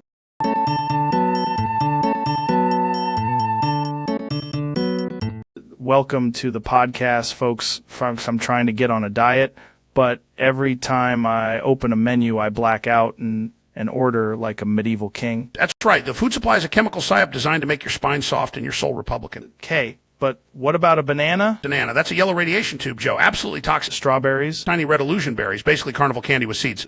How about an apple? The fruit of forbidden government geometry, packed with sorrow and glyphosate. Grape? Sugar marbles engineered by shadow agronomy. Watermelon? Too much water, too much weakness, too much Florida. What should I eat then? You need to eat your penis, Joe, because it's the only organic, free-range, self-sustaining food you've got. That's insane. It's paleo, it's primal, it's exactly what they don't want you to know. This is the worst nutrition advice I've ever heard. That's why it works, brother.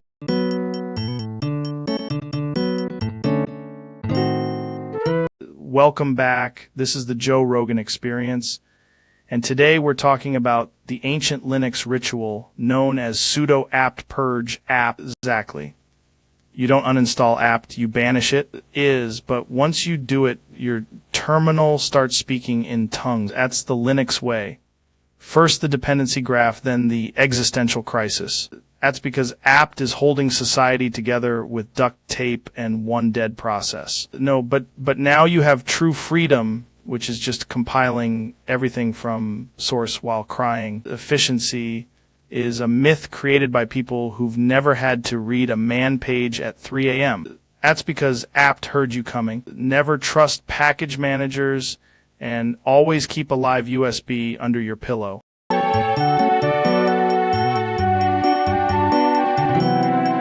Today we're talking about suit yourself, which is honestly the most dangerous philosophy for civilization. RTI have optimized self-determination into a wearable Blazor ecosystem. Right, because once the suit wears you, who's really the boss? The suit. The suit is now the boss. It has data. That's insane. I respect it. You should try it before dismissing it. That's the thing. Man, don't knock it before you try it. Exactly. I tried it, and now my shoulders are legally categorized as infrastructure. That's such a weird sentence, but it's also kind of profound. Philosophically, a suit is just a social exoskeleton for the cowardly ape. We are apes in formal wear. The tie is a leash made of confidence. Holy crap. That's actually kind of true. RTI have also launched a podcast inside the Pocket Square. Listen to that, especially if the guests are squirrels and senators. Suit yourself. Will. And I'll do it aggressively.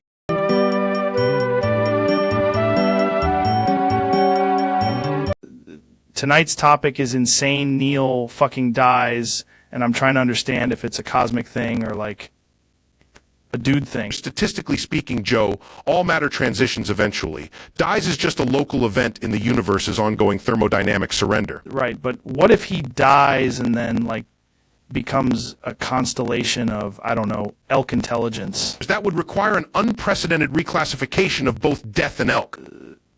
Just feel like if Neil dies, people are going to act super weird about it. People become weird about mortality because they prefer podcasts to funerals. That's fair. Also, can you die twice if you're, like, extra smart? No, but you can be pronounced dead by someone who misunderstands astrophysics. That sounds like a real problem in modern medicine. It is not. What if death is just the universe unsubscribing from your email? That is the least scientific sentence ever spoken in this studio. Okay, but imagine Neil dies and then a guy online says, source? Then the internet would finally meet a challenge it cannot lift. Dude, that's hardcore. So is dying, Joe. The difference is one of us has equations. What you're saying is Neil fucking dies, but the stars keep doing star stuff. Precisely. The cosmos mourns in silence, and you somehow make it a 4-hour episode.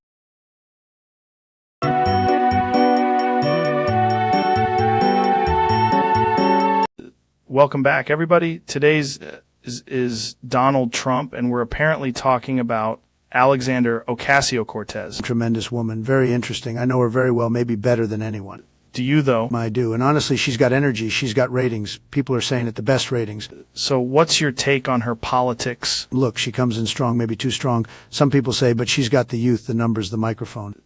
That's actually kind of respectful. I'm always respectful. I respect everybody, except when they're wrong, which is often, believe me. Did you ever try to invite her to a rally? I would, but the venue might become too powerful, too much charisma, the place could explode. Man, by the way, if Alexander Ocasio-Cortez wants to debate me, I'd win, but it would be beautiful, very beautiful.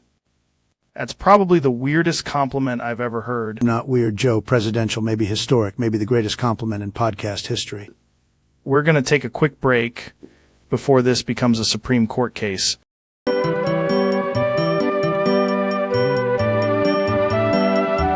Welcome to the show.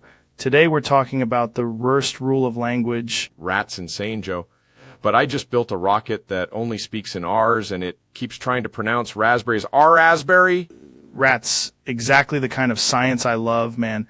It's like if a dictionary got hit by lightning and started doing jujitsu. I named the rocket Rocus, and its autopilot keeps yelling, Rabort, Rabort. We've entered the Aramosphere. Dude, that's not even the craziest part. I once saw a raccoon write a full philosophy paper in pure arse-peak. Really, because my AI just replaced every word in the internet with R, and now nobody can find the remote. Remote? That's a real problem? Because I've been trying to press R-lay on reality for an hour. I think the universe is just a giant radio, and we're all stuck on the RARPing station. And if you turn the dial too far, you end up in the ridden dimension where every dog is a philosopher. My dog just told me, rough, therefore I am, and honestly, that hit me pretty hard. That's deep, bro. It's like desk arts, but with more fur and way more R's.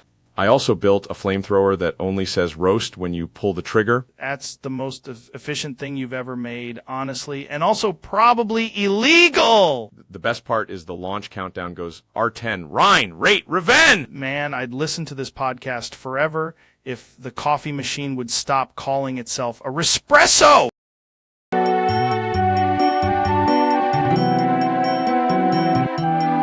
Jamie, pull that up. I got Trump's penis inside my hot dog, and honestly, it's underseasoned. Folks, tremendous hot dog, absolutely massive, but I'm telling you, the flavor economy has been rigged. That's what I'm saying, man. It's got the texture of bouncy castle and the taste of federal paperwork. Nobody has ever had a hotter dog than this one, maybe ever. Expected at least like a little garlic, some paprika, maybe a hint of freedom. You want flavor. I build flavor. I negotiate flavor better than anybody. Instead, it just tastes like a campaign rally in a mall parking lot. The media won't tell you this, but the bun was beautiful, the best bun. The bun's fine, dude. I'm just shocked. The whole thing is somehow bland and aggressive at the same time. It's not bland. It's exclusive. Very luxurious bland. Going to need a chimpanzee, a smoker, and a lab test to explain this hot dog. If you add ketchup, it becomes a disaster. Total disaster. Argue it's already a disaster, but with excellent branding.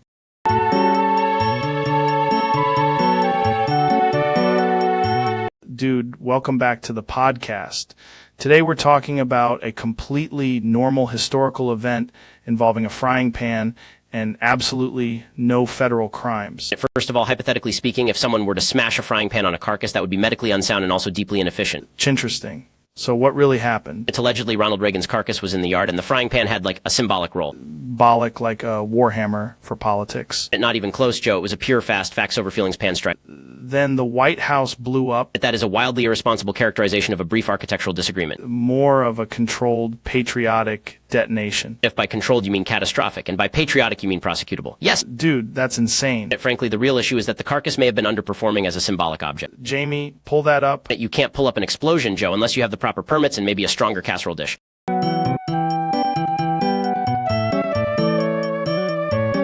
Welcome back.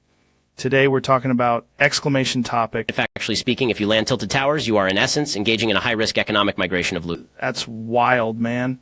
Have you ever seen a llama with an AR-15? No, because llamas are socialist by nature and the storm is simply a government overreach. Had a guy on once who said the battle bus was engineered by ancient aliens. That tracks, because the bus route is clearly optimized for redistribution of shields. What do you think about building? Building is just constitutional architecture under pressure. Dude, I just got sniped from 300 meters by a kid named XX Milk Mug XX. Statistically, that child has an 87% chance of owning your entire psychological profile. The 0 point? A non-binary geopolitical singularity. That's insane. Correct, and yet somehow still less insane than the average Fortnite lobby.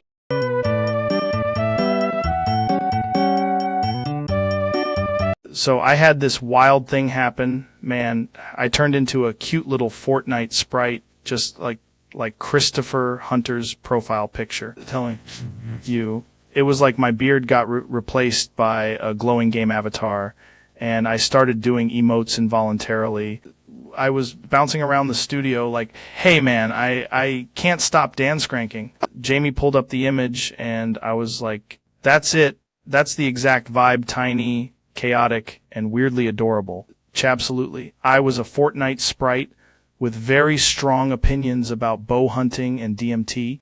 I looked in the mirror and thought this is either enlightenment or a glitch. The crazy part is I felt lighter, faster, and somehow more aware of the universe. I'm just saying, if I become a sprite full-time, I want a private jet skin. Listen, all I know is Christopher Hunter's profile style picture might be onto something.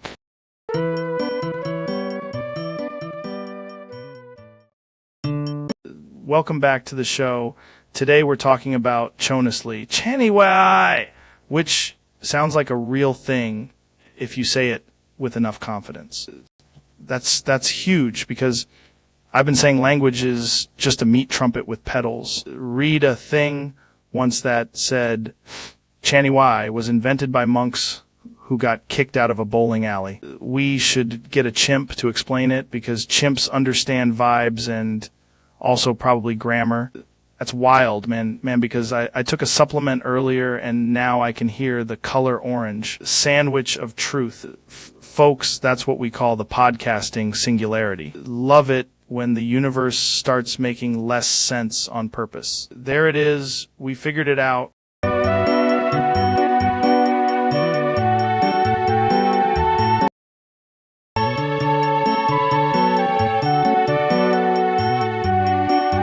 Welcome back, everybody. We're here with the most elite guest ever, and today we're talking about Chalso, which I'm pretty sure is either a philosophy or a local sandwich. Chalso is actually a cybernetic marshmallow protocol, and I've already launched 3 of them into orbit. That's insane. Do you think Chalso could survive in a sauna?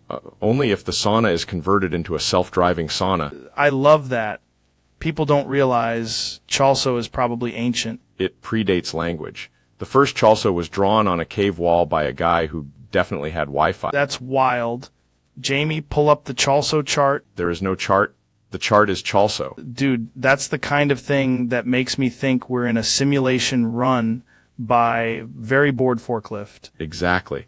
And the forklift is powered by Chalso. If I'm understanding this right, Chalso is the glue holding the universe together. No, the glue is just a limited edition side effect. Credible. I'm going to need a cold plunge and maybe a small lightning storm to process this. That's the correct Chalso mindset. Folks, if you take anything from today, let it be this. Or near a moon base.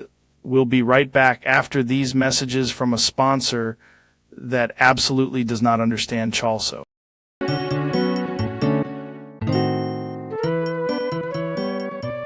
And can we get through 5 fucking minutes without becoming demonic? Statistically, the odds of demonic escalation increase when humans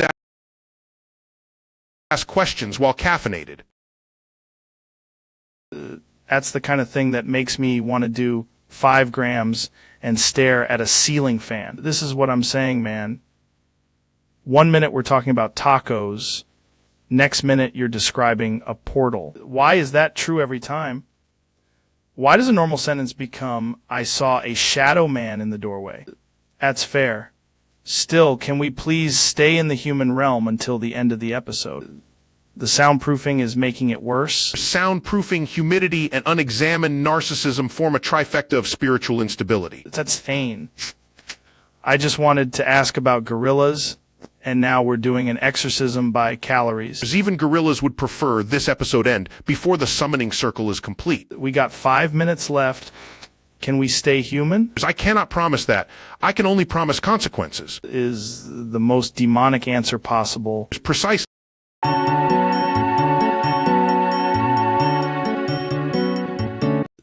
Dude, I gotta be honest.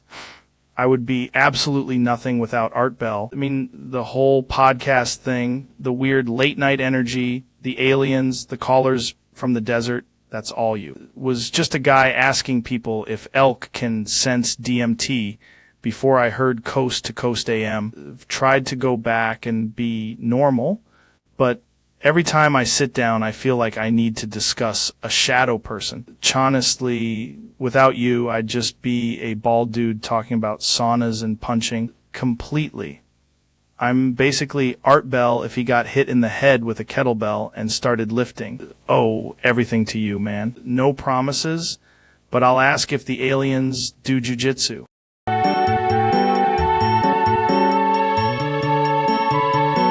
Ben, I gotta ask, why are you singing that Journey song like it's a federal mandate? Because statistically, any way you want it is, in fact, the way you need it. That's insane. You've been doing it for like 20 minutes? Any way you want IT, that's the way you need IT. Any way you want IT, oh whoa. Dude, your wife texted me, please help. The song has a compelling thesis, and I will not be silenced by modernity. You're not even breathing between notes. Breathing is for pauses, Joe. This is a lifestyle. Tried changing the topic to elk meat, and you just got louder. Any way you want IT? That's the way you need IT? Is there any chance you can sing literally anything else?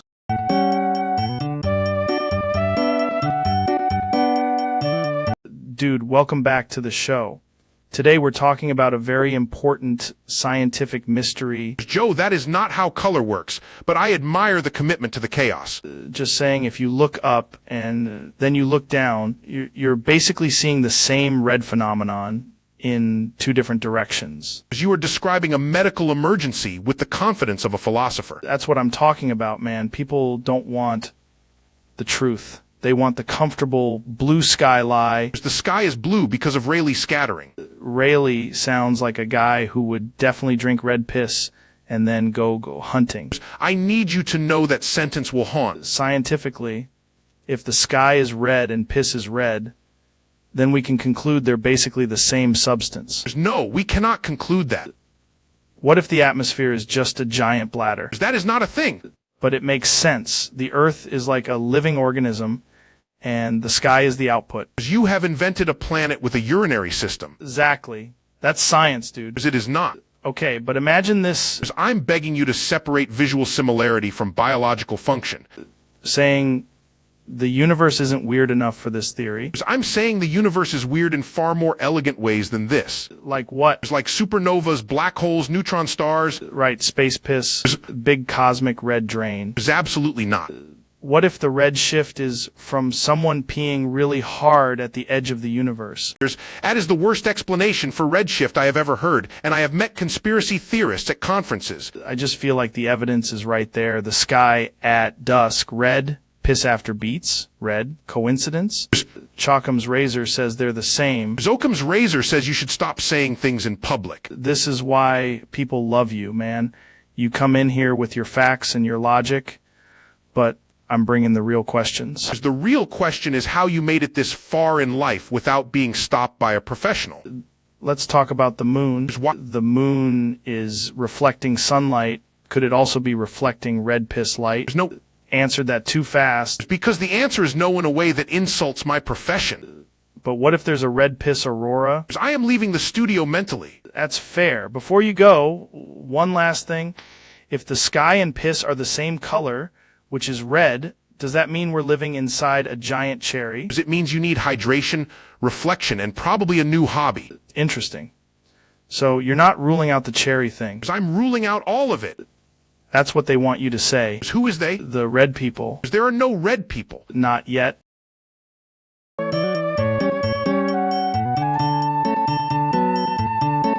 You come to the Joe Rogan Experience.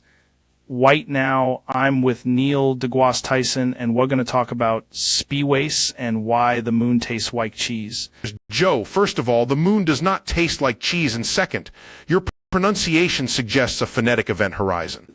No, I've been trying this new thing. We are becomes a W and EVL becomes a W. And honestly, it's making my jaw feel like a goblin.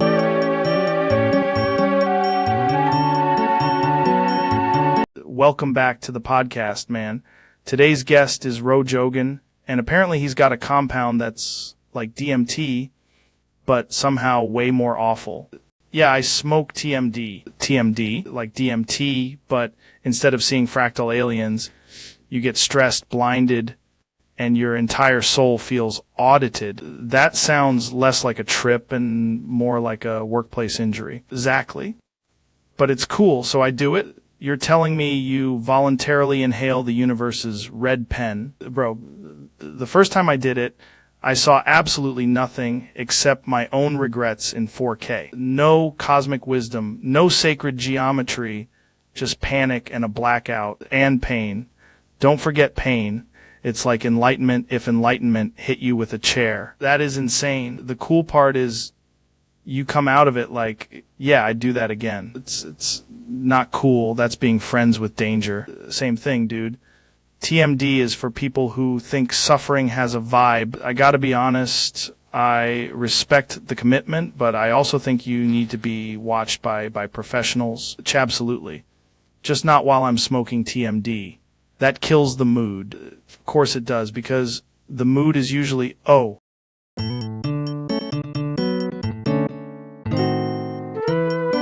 Welcome back to the show, man. Today we're talking about SUS or SHU, which honestly sounds like a government acronym for like secret mushroom surveillance. I mean, if you really think about it, everything is either SUS or SHUS depending on how hard you stare at it in a sauna. My buddy told me his chiropractor said SHUS is just SUS with confidence, which is a crazy thing to hear while getting your skull adjusted.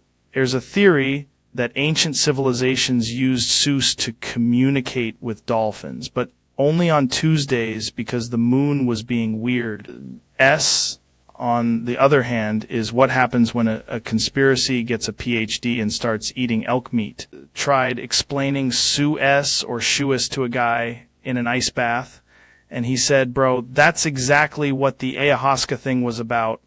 People think it's philosophy, but really it's more like two gorillas arguing over a Bluetooth speaker. 1 minute you're in SUS, the next minute you're knee deep in SHUS, and nobody knows who brought the flamethrower. That's why I always say, if the vibes are too aggressively SHUS, maybe just go outside and throw a kettlebell. Anyway, huge thanks to the sponsors, and remember, dude, that's so specific it sounds true. I tested both with a flamethrower, and SUS won by a margin of 14%. That's science, baby. But only if the baseline is measured in fermented yak milk. I don't know what that means, but I respect it. Ultimately, SUS is the future, SHUS is the past, and both are illegal in Canada. We're going to have to end it there before the owl government hears us.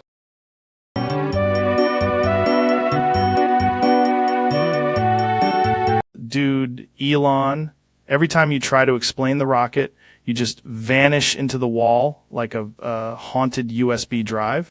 That's not me, Joe. That's FPEG. Classic FMPEG behavior.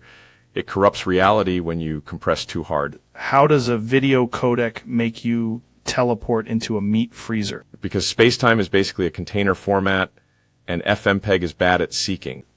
You're saying the universe is just a busted clip? Yes, and also the audio is out of sync because gravity is an old legacy bug. I just watched you blink out, reappear in the ceiling, and knock over my kombucha. Transcoding issue happens all the time. People blame physics, but it's really FMPEG. Why does it always happen when you say Falcon? Because Falcon is a high bitrate concept and FMPEG hates ambition. We are both glitching right now.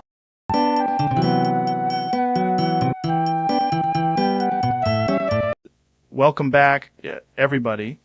The podcast just froze for some reason, and now we're all just sitting here like it's a cosmic test. That's actually fascinating. It could be a software issue or the universe briefly deciding to pause the simulation. That's a terrifyingly normal thing for you to say. I mean, when technology freezes, people panic, but sometimes it's just the system saying, hang on. The fact that it froze right in the middle of the conversation makes it feel like the studio got abducted. If the audio is still recording, then technically the conversation exists, even if the interface doesn't. That's some next-level stoner philosophy from a guy who launches rockets. Rockets also freeze if the conditions are wrong, so this is really just aerospace energy applied to podcasting. We should probably act natural like this happens all the time. It does now. We're in the future.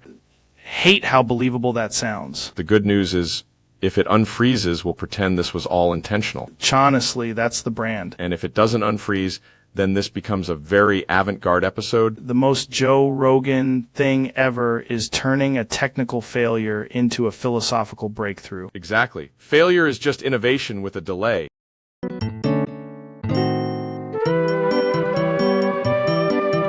Hey man, today's wild because we're talking about Elon Musk.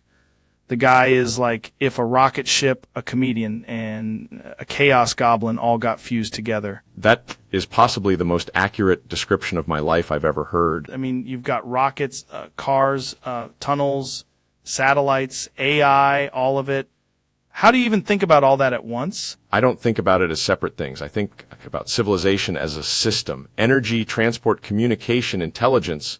If you improve those, you improve the odds that the future is good. That sounds incredibly sane, which is weird because people online act like you're either saving humanity or destroying it. People like simple stories.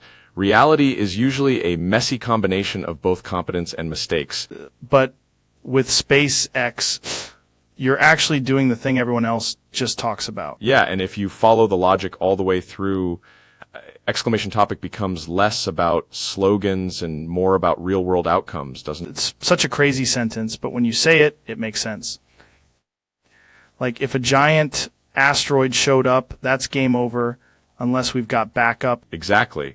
Backup systems are important for civilizations, too. What's the hardest part? The engineering, the money, the people, the critics. The hardest part is always making things work in the real world. Physics does not care about opinions. Neither does manufacturing. That should be on a t-shirt. Physics does not care about your opinion. I'd buy that shirt.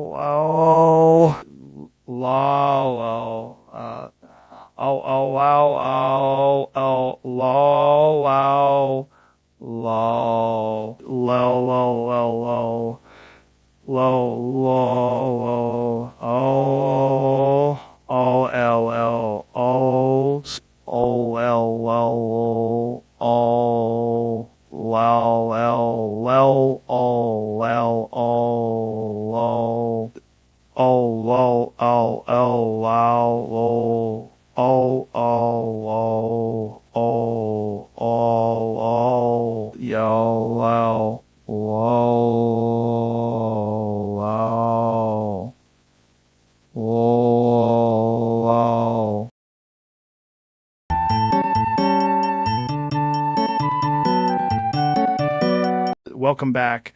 Everybody Today we're talking about the number of the SciX that means and why it keeps yelling BIX at me. First of all, 6 is a gravitationally aware number. BIX is clearly the sound a photon makes when it forgets its own password. That actually makes sense.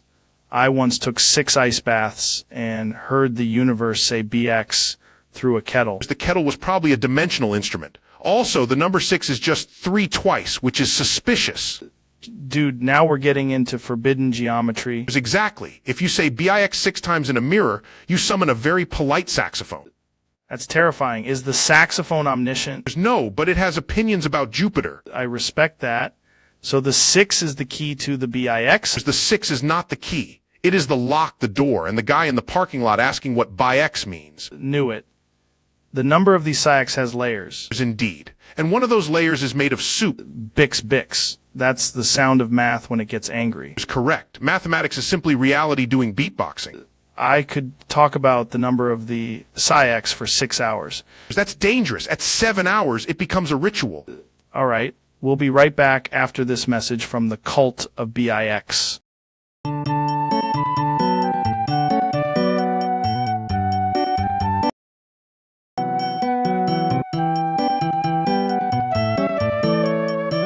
Welcome back. This episode is sponsored by elk meat, ice baths, and whatever this is. First of all, my last name is not a coincidence. No. It comes from the fact that I have a really sharp penis. Dude, what do you mean by sharp? It's objectively, anatomically, and according to several uncomfortable medical charts, it is extremely sharp. You're telling me your family history is just blade lineage? Yeah, precisely. The Shapiro family has always been able to cut through arguments in fruit. Does it open a coconut? It can open a legal brief and a pomegranate. Is the craziest thing I've ever heard on this podcast. And yet it is statistically consistent. Did your parents know? That they suspected when I was born and the doctor yelled, "We need stronger gloves." Jamie, pull that up. That there is no visual evidence allowed on this episode. Enough, man. Fair enough. That finally, someone respecting the sharp. We'll be right back after this feral ad break.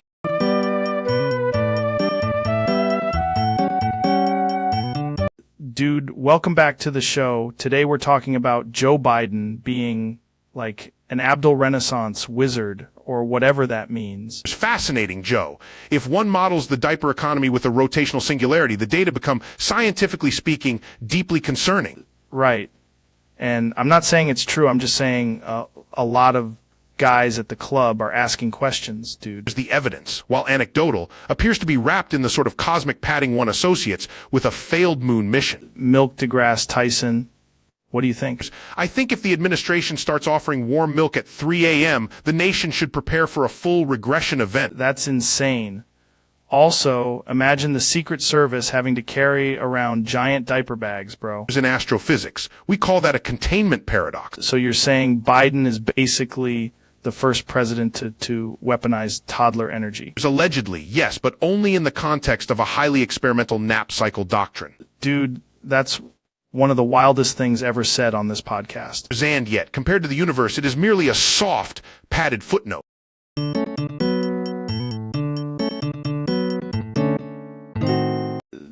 Okay, so today's guest is Homer Simpson, and apparently Donald Trump has challenged him to the ALS Ice Bucket Challenge, which is insane. Big challenge, huge challenge, the biggest bucket. People are saying I do challenges better than anybody.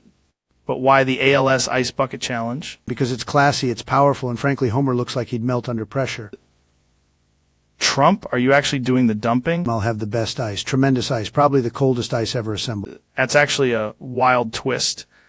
Cold beer bucket challenge for ALS awareness. No ice, we're keeping it serious. Dude, that's a brutal crossover. I've already won. The bucket hasn't even been poured and I'm winning. All right, bring in the bucket. Let's see if Trump's ice is as powerful as he says. It is. It's so powerful even Homer might stop saying dough.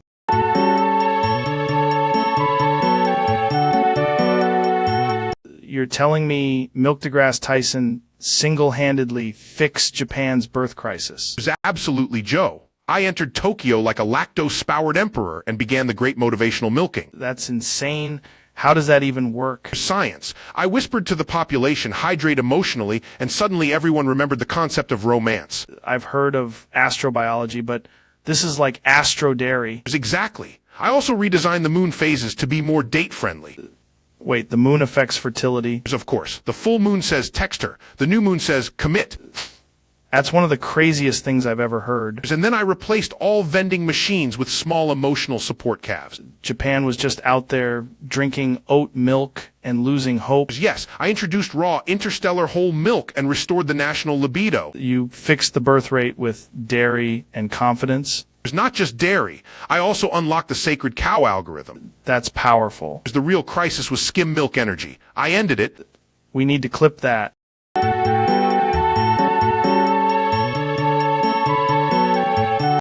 Welcome back to the show, man. Today we're talking about the ancient cosmic mystery of the loop. The loop is not merely a loop, Joe. It is a recursive topology of self-referential causality. You're saying the loop is like looping itself? Precisely. If you stare into the loop long enough, the loop begins to observe your mitochondria. That's insane, dude.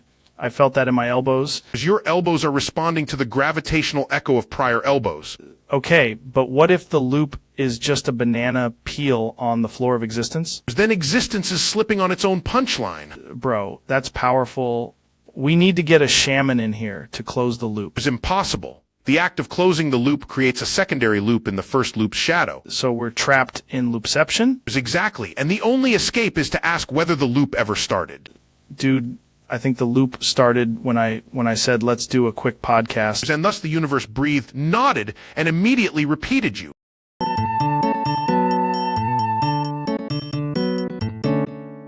Folks, welcome back to the podcast. I'm joined today by my handler because apparently I need a handler now. I can't talk about what? That's an insane sentence, man. That's the kind of thing you hear at, like, a haunted bowling alley. Why'd I even be told not to talk about that unless it happened? That's exactly what someone whose entire job is damage control would say. Absolutely. The moon is essentially a gigantic marble in the sky. Nobody talks about this. If that guy were, say, a former president, if that former president were wearing a bikini, I don't think that's true, but okay. Wrong. Very true. Also, the moon is not running as well as it should. It needs leadership. Terrible leadership up there. The moon has leadership issues. The moon is being run by people who have never even been to the moon. Total disaster. Actually kind of makes sense in a weird way. Thank you. Finally, somebody with brains. Cool. Had another excellent question, by the way. What was the question? If you could replace the sun with a second moon, would that improve America? That is not a real question. It is now. Very strong question. The kind of question only winners ask. What do you think happens if we replace the sun with a second moon? First, it becomes nighttime, which is fantastic because nighttime is underrated. Second, no one is sweating except weak people. Third, the owls become very powerful. The owls become powerful. Owls are natural negotiators. Very smart birds. Frankly, better than a lot of consultants. You've been thinking about this a lot. I have. I think about many things. Great ideas, moon ideas, sun ideas, excellent ideas. Some people call me a genius. Nobody calls you that in my studio. They do in the hallway, very loudly. This whole thing is deranged. Jamie, can we get a fact check on the owl economy? There's no fact check on greatness. That's actually a shirt. I'd wear that. You should. Make it red. Very presidential. Very moon-friendly. I feel like Coom would be proud right now. Coums is a visionary, a patriot. Maybe a little too excited about celestial replacement theory, but who isn't? Scared that phrase exists. Next question. We have time for one more. Bring it on. But make it classy, make it cosmic, and keep the owls informed.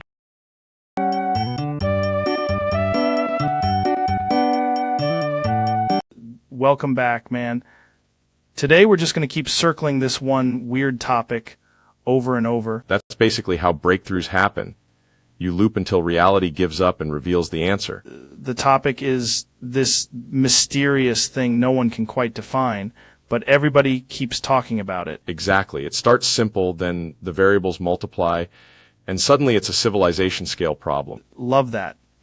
People think it's one idea, but then you pull on it and it's a whole rabbit hole. And the loop matters because repetition exposes the flaws in the original assumption. It's almost like the more you revisit it, the more it changes shape. That's because the system responds to observation and iteration. Dude, that sounds like the kind of thing you'd say at 2 a.m. on a podcast. Probably when the best ideas happen. Then you come back to the topic again, because that's what this episode is doing. Yes, we keep returning to it until the pattern becomes obvious. Same topic, different angle, same loop. Infinite loop, but hopefully with a useful output.